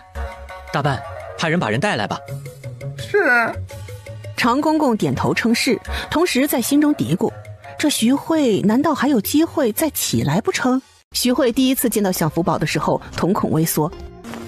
见过太子殿下，福宝少爷。小福宝看到跪着的徐慧没了过去的风光，但是风采还在。长路，你带人都离开。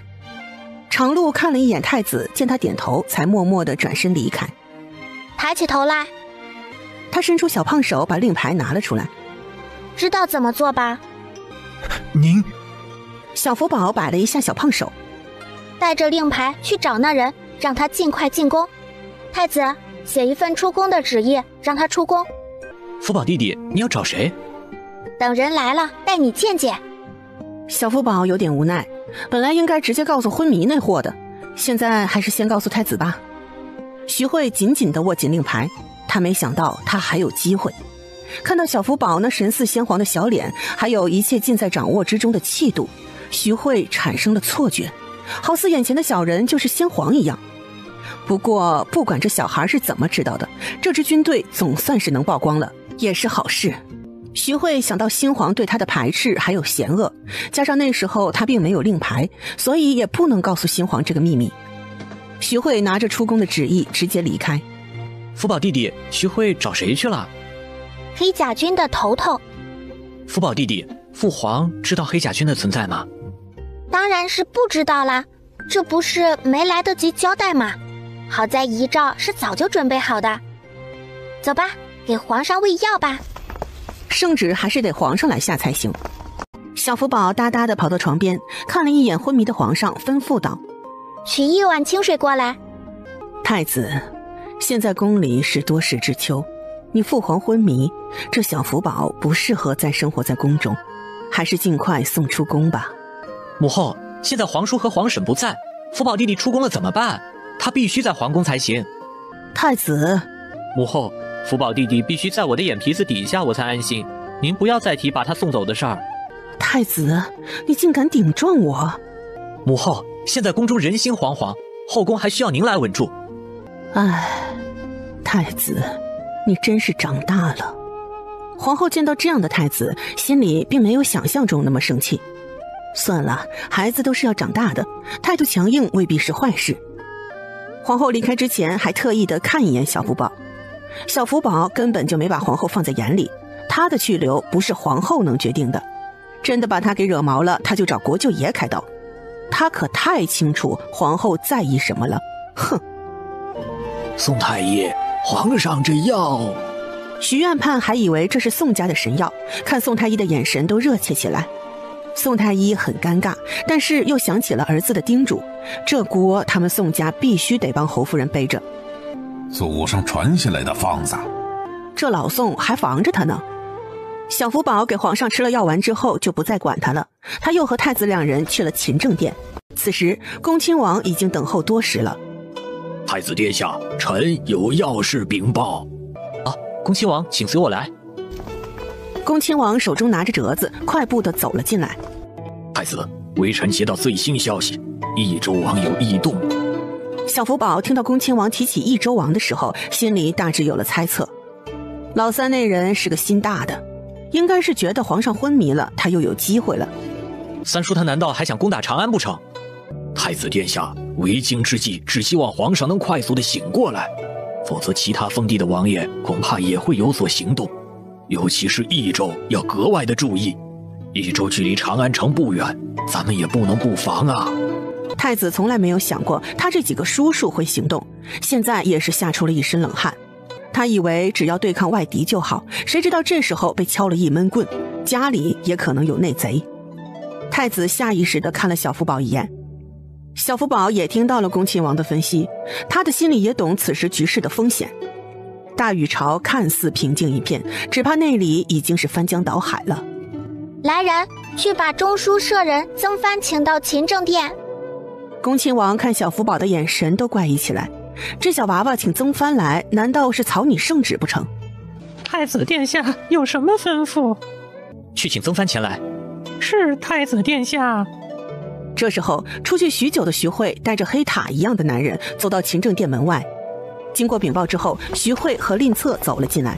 令策见到小福宝的时候就跪了下来，属下参见主子。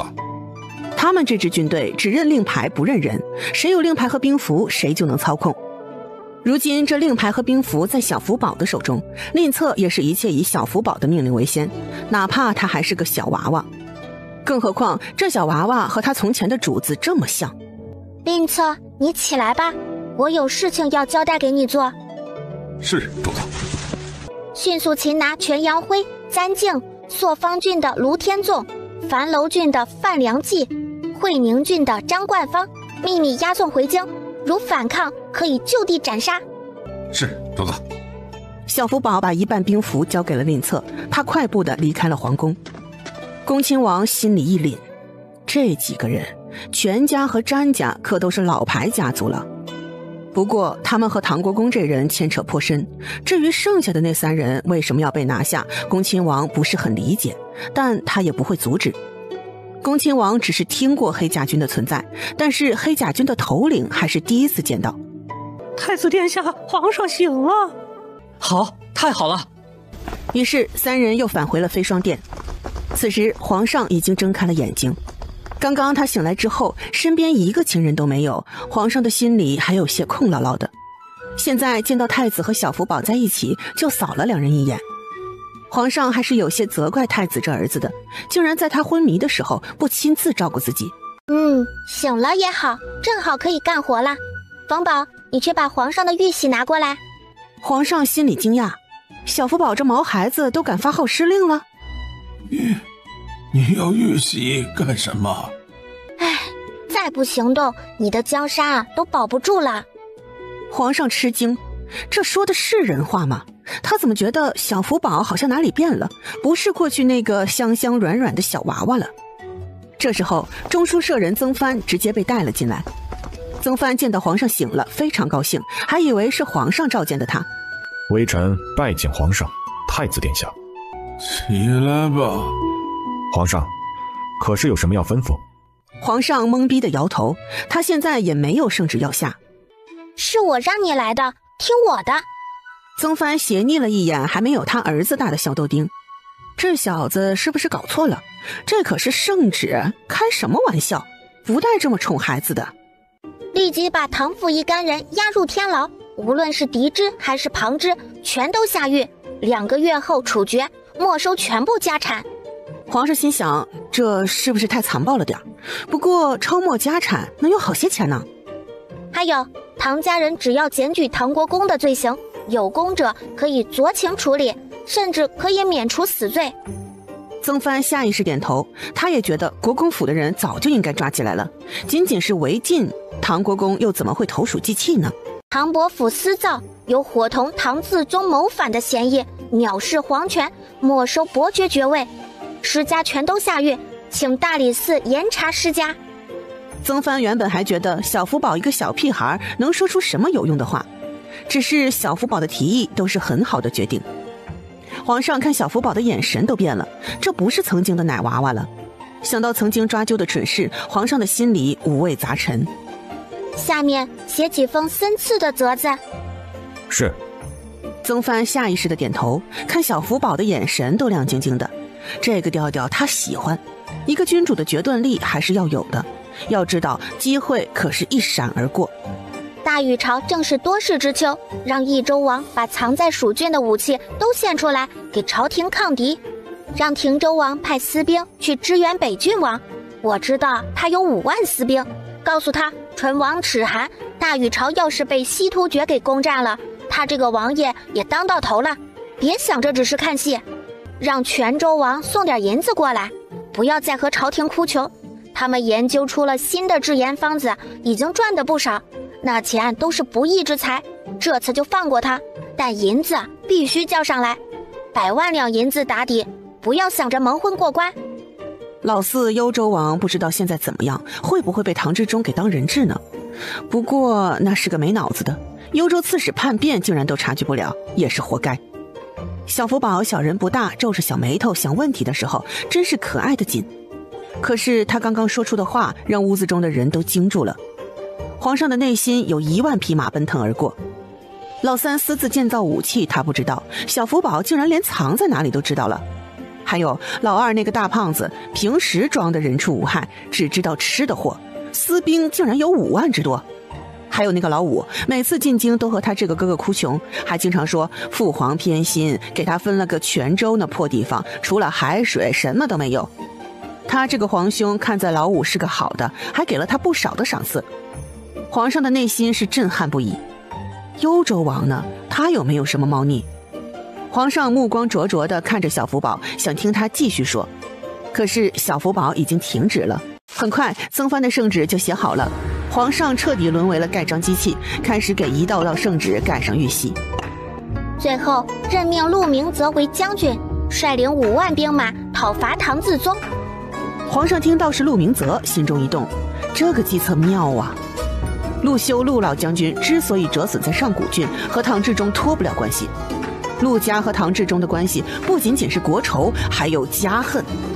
好，就这么写，就这么写。皇上说完，脸上就火辣辣的，有点丢脸，是怎么回事？曾藩写完之后，皇上轻咳一声：“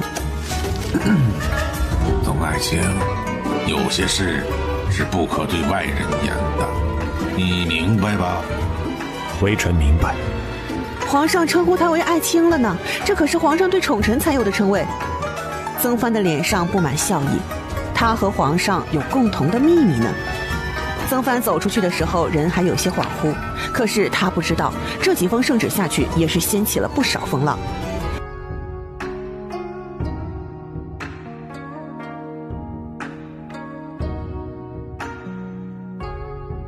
益州距离长安城最近，他是最先接到申斥折子的。益州王愤怒地砸了一个茶杯。他怎么知道我的武器藏在哪里？难道是我身边出现了内鬼？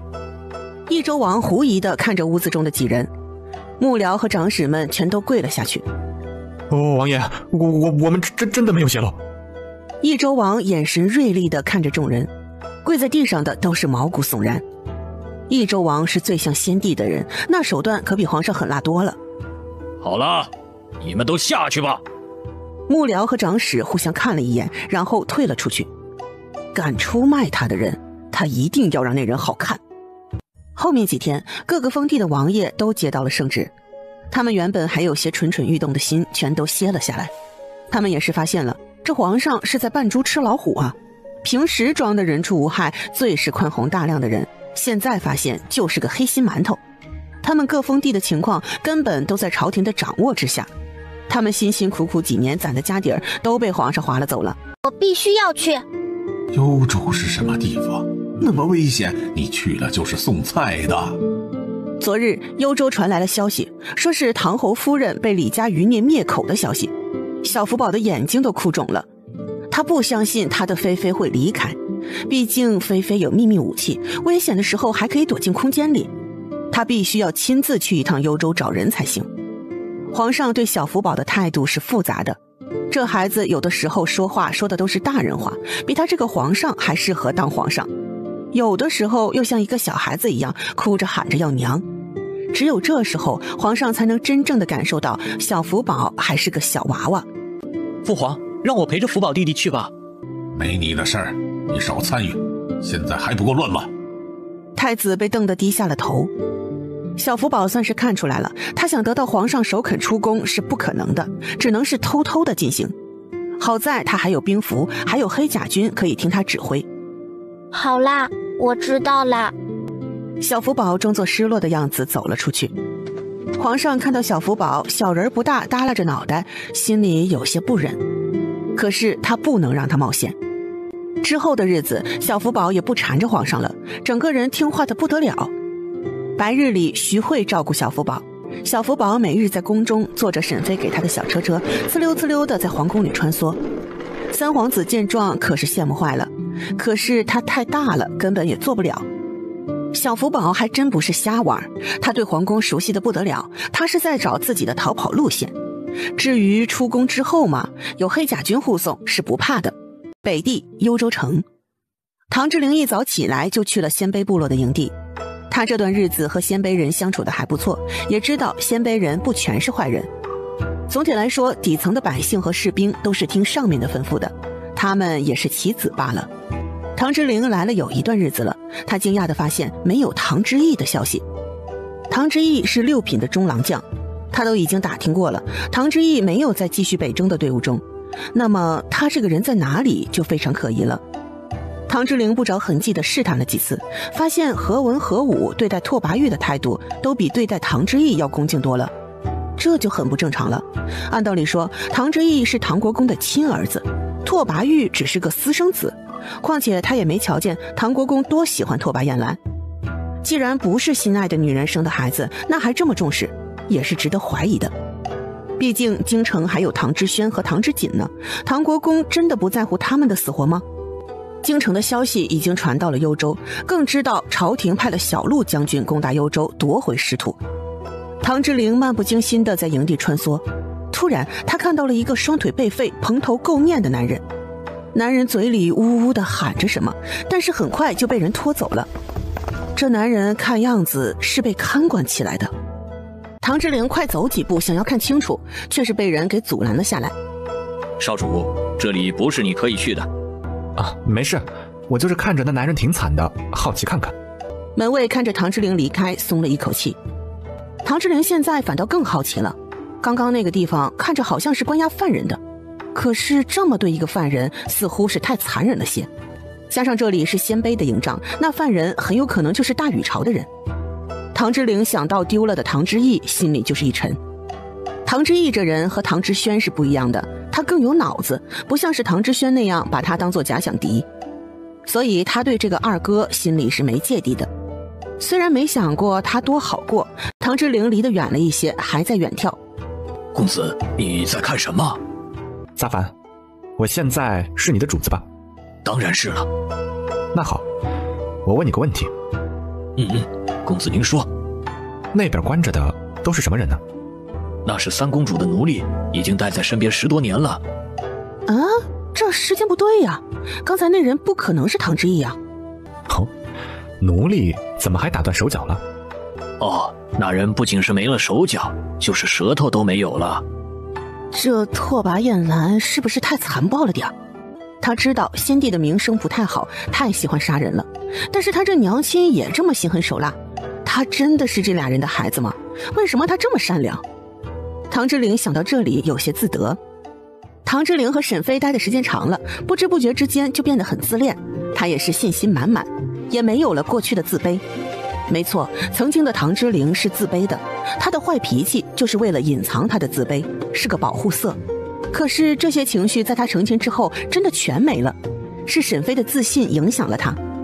唐之陵想到沈妃就开口道：咱们去幽州城玩一圈吧。好，公子，咱们今天去哪里？就去戏楼吧。好。两人翻身上马之后，一前一后的跑出营帐。何文和吴两人也是飞快的跟上。自从唐国公吩咐唐之陵的动向不必时时刻刻汇报之后，两人盯得也不那么紧了。毕竟唐之陵对两人的不喜，他们也是感受出来的。唐之陵之所以每日都进城，就是想让沈妃知道他人是安全的。他在明处，沈妃在暗处，而且算算日子，沈妃这段时间应该是在坐月子的阶段。唐之陵希望沈妃能明白他的意思，好好养身体，不要贸然出来找他。而且唐之陵也发现了，有些人也在盯着他。那些人是没有恶意的，只是距离太远，他还不清楚是哪伙人罢了。不过不管是什么人，他都希望他们不要贸然行动。他现在是安全的，不到万不得已的情况不能冒险。于是唐之陵就好像是真的10多岁的稚童一样，每日就只知道玩。唐国公对这样的唐之陵也是放心了不少，加上他现在要忙着应对大禹朝的反击，也是忙得不得了，根本就没有时间搭理唐之陵这人。到了戏楼，他一眼就看到了一个造型奇特的小男人。唐之陵看到这样的造型，就想起了沈妃。那时候沈妃就是这样在胸前抱着小福宝的。唐之陵不由自主地多看了小男人几眼，他发现这人的容貌有些眼熟，要不是这人有男人的喉结，他都要觉得这人是沈妃假扮的了。谁料这时两人四目相对，小男人对着唐之陵眨了眨眼。唐之陵双眸微亮，但很快就掩藏了下去，他像是不认识沈妃一样从他身边走过。沈妃父妃，这人难道是没有认出他来吗？不过等看到唐之陵身后跟着的3个人，沈妃知道是什么原因了。唐之陵不是自由的，否则一定能出来相认。唐之陵确实是认出来了，就是隐藏在暗处的武阳和武丹也认出来了沈妃。他们是跟着唐之陵一起过来的，直接就见到了沈妃那奇奇怪怪的造型。武丹，你说的那个男人就是大小姐？没错，只有我们夫人会这么带孩子。看着一点也不像我们王爷。我们夫人这是做了乔装，怎么能以真面目见人呢？现在的风声这么紧。武丹说完还仔细地瞧了一眼，看到沈妃的喉结的时候也是一呆。夫人还真是细心，连这都想到了。想到什么？你看看，喉结都有呢，真细心。江干原本以为沈妃也是鲁莽行事，谁料这大小姐想的还这么周到。她这样子，除了五花大绑的孩子减分之外，剩下的还真是完美啊！特别是那张脸，一点违和感都没有，面具怎么就这么逼真呢？沈妃并不知道有人在远处看着她，她此时正在想办法靠近唐之陵，她想试着把唐之陵送到空间里，这样他们就能见面了。可是唐之陵不是小福宝，小福宝进去很多次了，也知道怎么进去。唐之陵从来没有见过，恐怕不好解释，而且还必须是经过他同意，沈妃才能把他带进空间里。沈妃在沉思的时候，身后的小娃娃醒了，开始哇哇地哭了起来。听戏的人全都看了过来，恼怒沈妃竟然带个小娃娃出门看戏。沈妃无暇顾及其他，她知道一定是小妞妞饿了。这俩小祖宗一点都没有小福宝可爱，恼人的很。唐之陵看着沈妃离去的背影，眼神露出渴望。他的孩子是男是女啊？最好是女儿，男孩和他不亲，就像小福宝出生到现在都不肯喊他爹。沈妃离开之后，武阳和江府的护卫都留了下来，继续保护唐之陵。武丹和江干则是带着2人快速的跟上去追沈飞了。他们好不容易找到沈飞，怎么也不能把人跟丢了。沈飞随意的找了间客栈进去，小孩子是不能饿着的，这俩小祖宗真是饿一点都不行，哭起来没个头。其实沈飞是被小福宝惯坏了，小福宝很好带，真的找不到比他还好带的孩子了。好了好了，马上就可以吃奶了。沈飞开了一间房间，刚走进去就听到了敲门声。是谁？沈飞这次出来没有带着柳家的人，毕竟他和柳君寒非亲非故的，总麻烦他也不好。他都已经在柳府白吃白喝半个多月了，也是时候离开了。沈飞其实想自己买个小宅子，就是他现在没有可信任的人，不放心把孩子交给他们。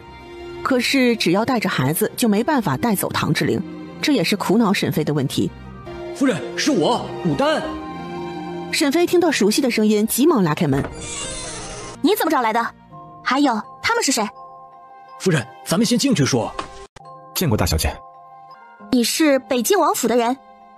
啊，是的，夫人，我是王爷身边的护卫长。护卫长？那不是应该在北境王身边的吗？你没跟着北境王去安西都护府吗？王爷接到命令，赶往了安西那边，留下我们继续寻找大小姐。这样啊，那也好，以后你就跟着我混吧，管饱你吃香的喝辣的。大小姐，我们是王爷的人。大小姐，属下跟随王爷多年，也是一心想要和王爷建功立业的。沈飞听明白了，他的庙太小了。不过沈飞也不气馁，别人没选他，一定是那人的眼光不行，不是他的问题。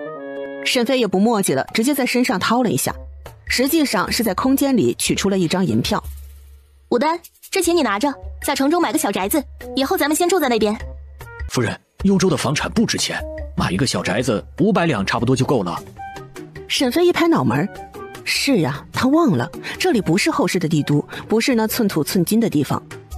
沈飞快速的把2000两的银票抽了回去，又掏了掏，换成了500两的银票给了武丹。武丹接过银票的时候还狐疑的看了他一眼。夫人和侯爷那时候是被绑走的，夫人的钱是从哪里来的？难道绑匪都这么仁慈了，竟然有银票都给夫人剩下了？沈飞着急给孩子喂奶，于是开始赶人。好了，你先去买房子，买好了到客栈来接我。是，夫人。以后就喊我江公子，别喊夫人，容易露馅儿。是，江公子。武丹出去买房子，江干3人则是留下来保护沈飞。武丹，这房子真不错，有赏。武丹没当一回事，这是在幽州，不是在长安，夫人的钱可不在这里，还赏赐什么呀？谁料到沈飞竟然拿出了一个5两的银锭子，给你，这是你的辛苦费。武丹石化了，夫人的袋子里究竟装了多少钱啊？还有，这钱都是哪里来的？就是江干看到沈飞的大手笔也是咂舌不已。大小姐是个敞亮人呢。其余2名护卫收拾东西的动作都利索不少。江干这些人从前都是跟着北境王的，那真是吃的用的都由北境王花钱。这次找人，北境王离开的匆忙，根本没给江干等人留多少钱。护卫的武功再高也是人呐，是人就要吃喝拉撒。北地寒冷，冬衣是不是也要备上？都是年轻力壮的小伙子，那更是能吃了。可是他们的盘缠没多少了，1分钱难倒英雄汉，这些人也是一样的。再这样下去，他们都打算轮流出去扛大包赚辛苦钱去了。沈飞的大手笔一下子就震惊了几人，知道不会饿肚子了，护卫的行动更积极了。京城皇宫内，小福宝已经找到了那个狗洞，他打算偷偷的跑出去，谁知道竟然被太子给发现了。福宝弟弟，我一猜你就想偷跑，你看被我抓到了吧？这把你能耐的，你咋不上天呢？福宝弟弟放心，我没有告诉其他人，你看我身边都没有人，我怎么放心你一个人出门呢？正好我可以和你一起走，到时候到了各个郡县，还可以利用我太子的身份震慑那些官员。小福宝摸着小下巴仔细思索，他也就是靠着这张脸在皇宫里好用，或是京城的上层官员不敢动他，走出去他还真是个小娃娃。太子说的也对，不过太子这孩子也不行，想问题太简单了，还是缺少锻炼。他们是偷跑出去的，怎么还能让各地的官员接待？那不是暴露了？小福宝沉着小脸思考着带太子出门的利弊，带着出去可以长长见识，见见外面的世界，将来不至于被官员给骗了。风险嘛，也有，一个不好，没命都有可能。福宝弟弟要是不让我跟着，我就告诉父皇，这样你也走不了。小福宝找到这个机会是非常难得的，也是踩了好几天的点儿，机会来得不容易啊。太子的安全和菲菲的安全，小福宝最终选择了菲菲。这一世谁都没有他娘亲重要。好，你跟我走吧。好，福宝弟弟，我先出去，你跟在我后面。我先出去，太子再出去吧。原本狗洞是不大的，徐慧和小福宝两人偷偷又撬开2块砖。徐慧本来就是兽人，所以爬出去也很容易。小福宝就更容易了，他本来就小小的，虽然肉乎乎的。可是太子就不一样了，太子吃得好，也是长身体的时候就有些壮，他出去的时候就不是很顺利。小福宝左顾右盼，就怕被人发现。他用小胖手擦了一下额头，伸出小脚在太子的屁股上狠狠地踹了2脚，小嘴里说出来的话也不太好听。你说你吃这么多干什么？这屁股圆的。福宝弟弟，我这是强壮，不是胖。徐慧这边用力地拉着太子，太子身子低了一些，直接是被徐慧给拖了出去。3人都出了狗洞之后，徐慧就立即抱着小福宝，拉着太子去和令策会合。等3人见到令策的时候，也有些惊讶。太子印象中的黑甲军应该是威风凛凛的，可是现在的黑甲军怎么看着有些寒酸？小福宝见到他曾经的黑甲军是这个样子的时候，心里也是很震惊。这才2年时间呀，不过这几个人的状态还是不错的。小福宝这么安慰自己。至于黑甲军为什么会如此，小福宝也能想明白。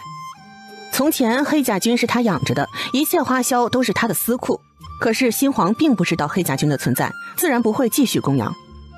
小福宝觉得这军队还存在其实已经很好了，人员减少什么的也是可以理解的。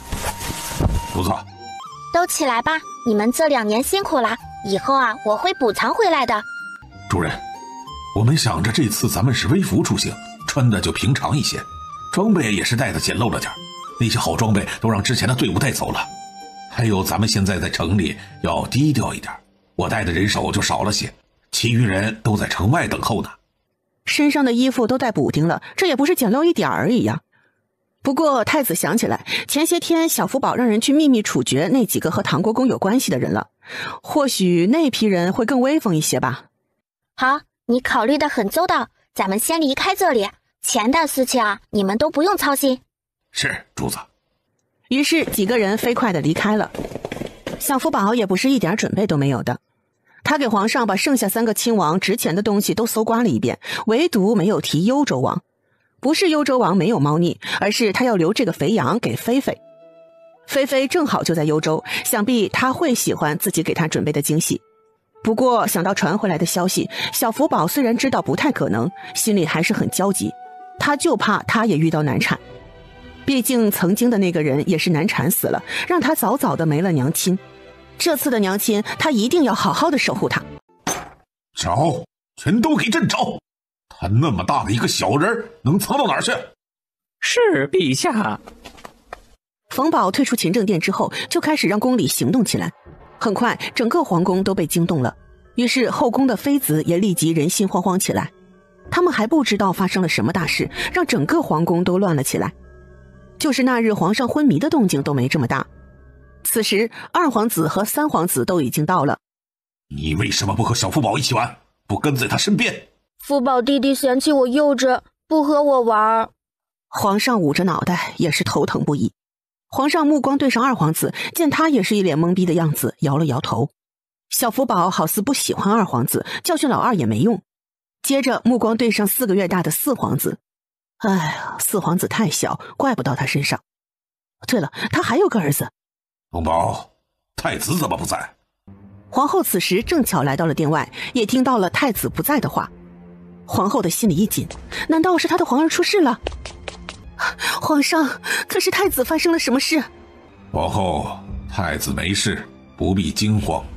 哦，宫里这是在找谁？母后，小福宝不见了。皇后一听小福宝丢了，彻底不担心了。这时候太子妃和太子良娣也来到了殿外。冯公公，太子人不在东宫。冯宝的脑袋都大了，他知道坏菜了，这太子和小福宝是跑了呀，还是自己主动跑的？否则在皇宫里根本没人会同时对两人出手。他急忙带着太子妃等人进了勤政殿。皇上，太子人也不在东宫。皇上刚才已经隐隐听到了外面的话，心里更生气了，一个个的都是不省心的。怎么回事？太子怎么不在东宫呢？母后，太子或许是出宫了，您不要着急。姐姐说错了，太子要是出宫也会带着我的，不会自己偷跑出去。太子妃平淡无波的眼中闪现嫉妒，但很快就隐藏了下去。皇后视线锐利地扫向司妙兰，这个蠢货，要不是皇儿喜欢她，她又是司太傅的孙女，这蠢货都活不了多久。司妙兰在东宫也是很受宠的，至少比太子妃受宠。要不是皇后在宽慰太子妃以大局为重，太子妃早就收拾司妙兰了。司妙兰是幸运的，她有个好爷爷。这时禁军统领禀报：启禀皇上，并没有发现小福宝的踪迹。臣在皇宫里发现了个狗洞，臣猜测小福宝是从那里离开的。皇上的脑壳更疼了，皇后可不相信太子会钻狗洞。他松了一口气，觉得两人一起不见，或者就是巧合。皇上直接让这些人离开，他得自己选些人手给两人送去。皇上原本想把小福宝抓回来的，但想到他知道沈妃可能死了的时候，哭得那么伤心，又心软了。他是留不住小福宝的，算了，就让他去吧。有太子跟着也能有个依靠，至少太子的身份还是能唬住一些人的。唐之陵见过沈妃之后，就有些控制不住自己的情绪。他想知道她的身体恢复的如何了，还有生的孩子是男是女，两个孩子好不好带。他刚刚回到营地，就见到驻扎在这里的营帐都已经收拾妥当了，好像是要撤离的样子。扎凡，你去问问是怎么回事啊？是，公子。扎凡快速地跑开了。这时候拓跋燕兰见到唐之陵回来了，松了一口气，但语气很不好：你每日乱跑什么？我去哪里关你什么事？我爹都没管我呢。拓跋燕兰有点后悔给唐之陵喝了那药，否则也不会好好的一个人，如今就变成了傻子。没错，就是傻子。拓跋燕兰觉得他傻了，现在不仅不记得他是谁了，还一点也不把他放在眼里。他现在是一点办法都没有。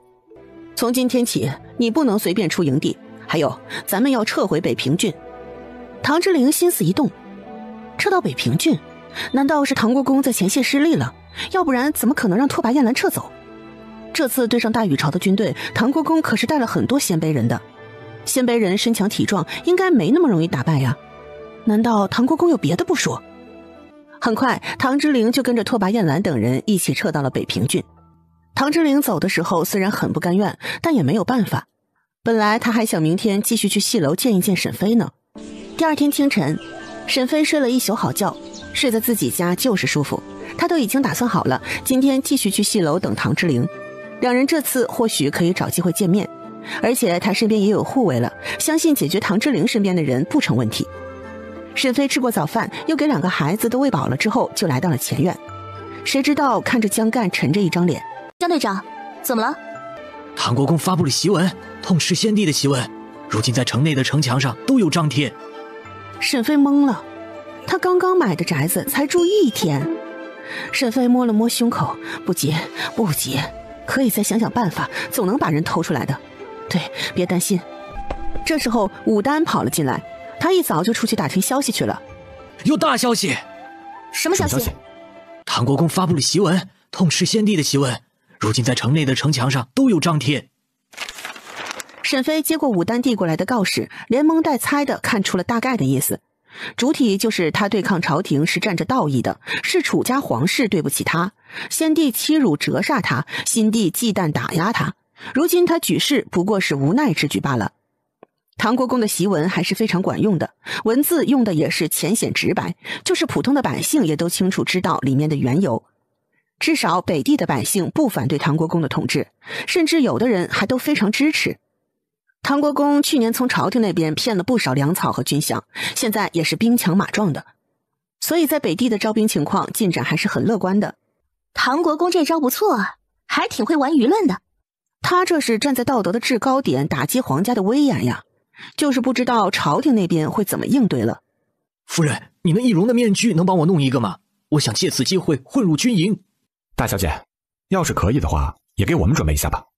我们是王爷的亲信，就怕唐国公的人会认出我们来。好，没问题。你们想长得好看一点，还是样貌普通的？普通的就好。武丹想到自己本来就普通的容貌，我要英俊一点。可以满足你。我见过唐志玲身边经常跟随的3个人，也做一个他们的面具，到时候你们戴上就可以取代那几个人，比去军营好些。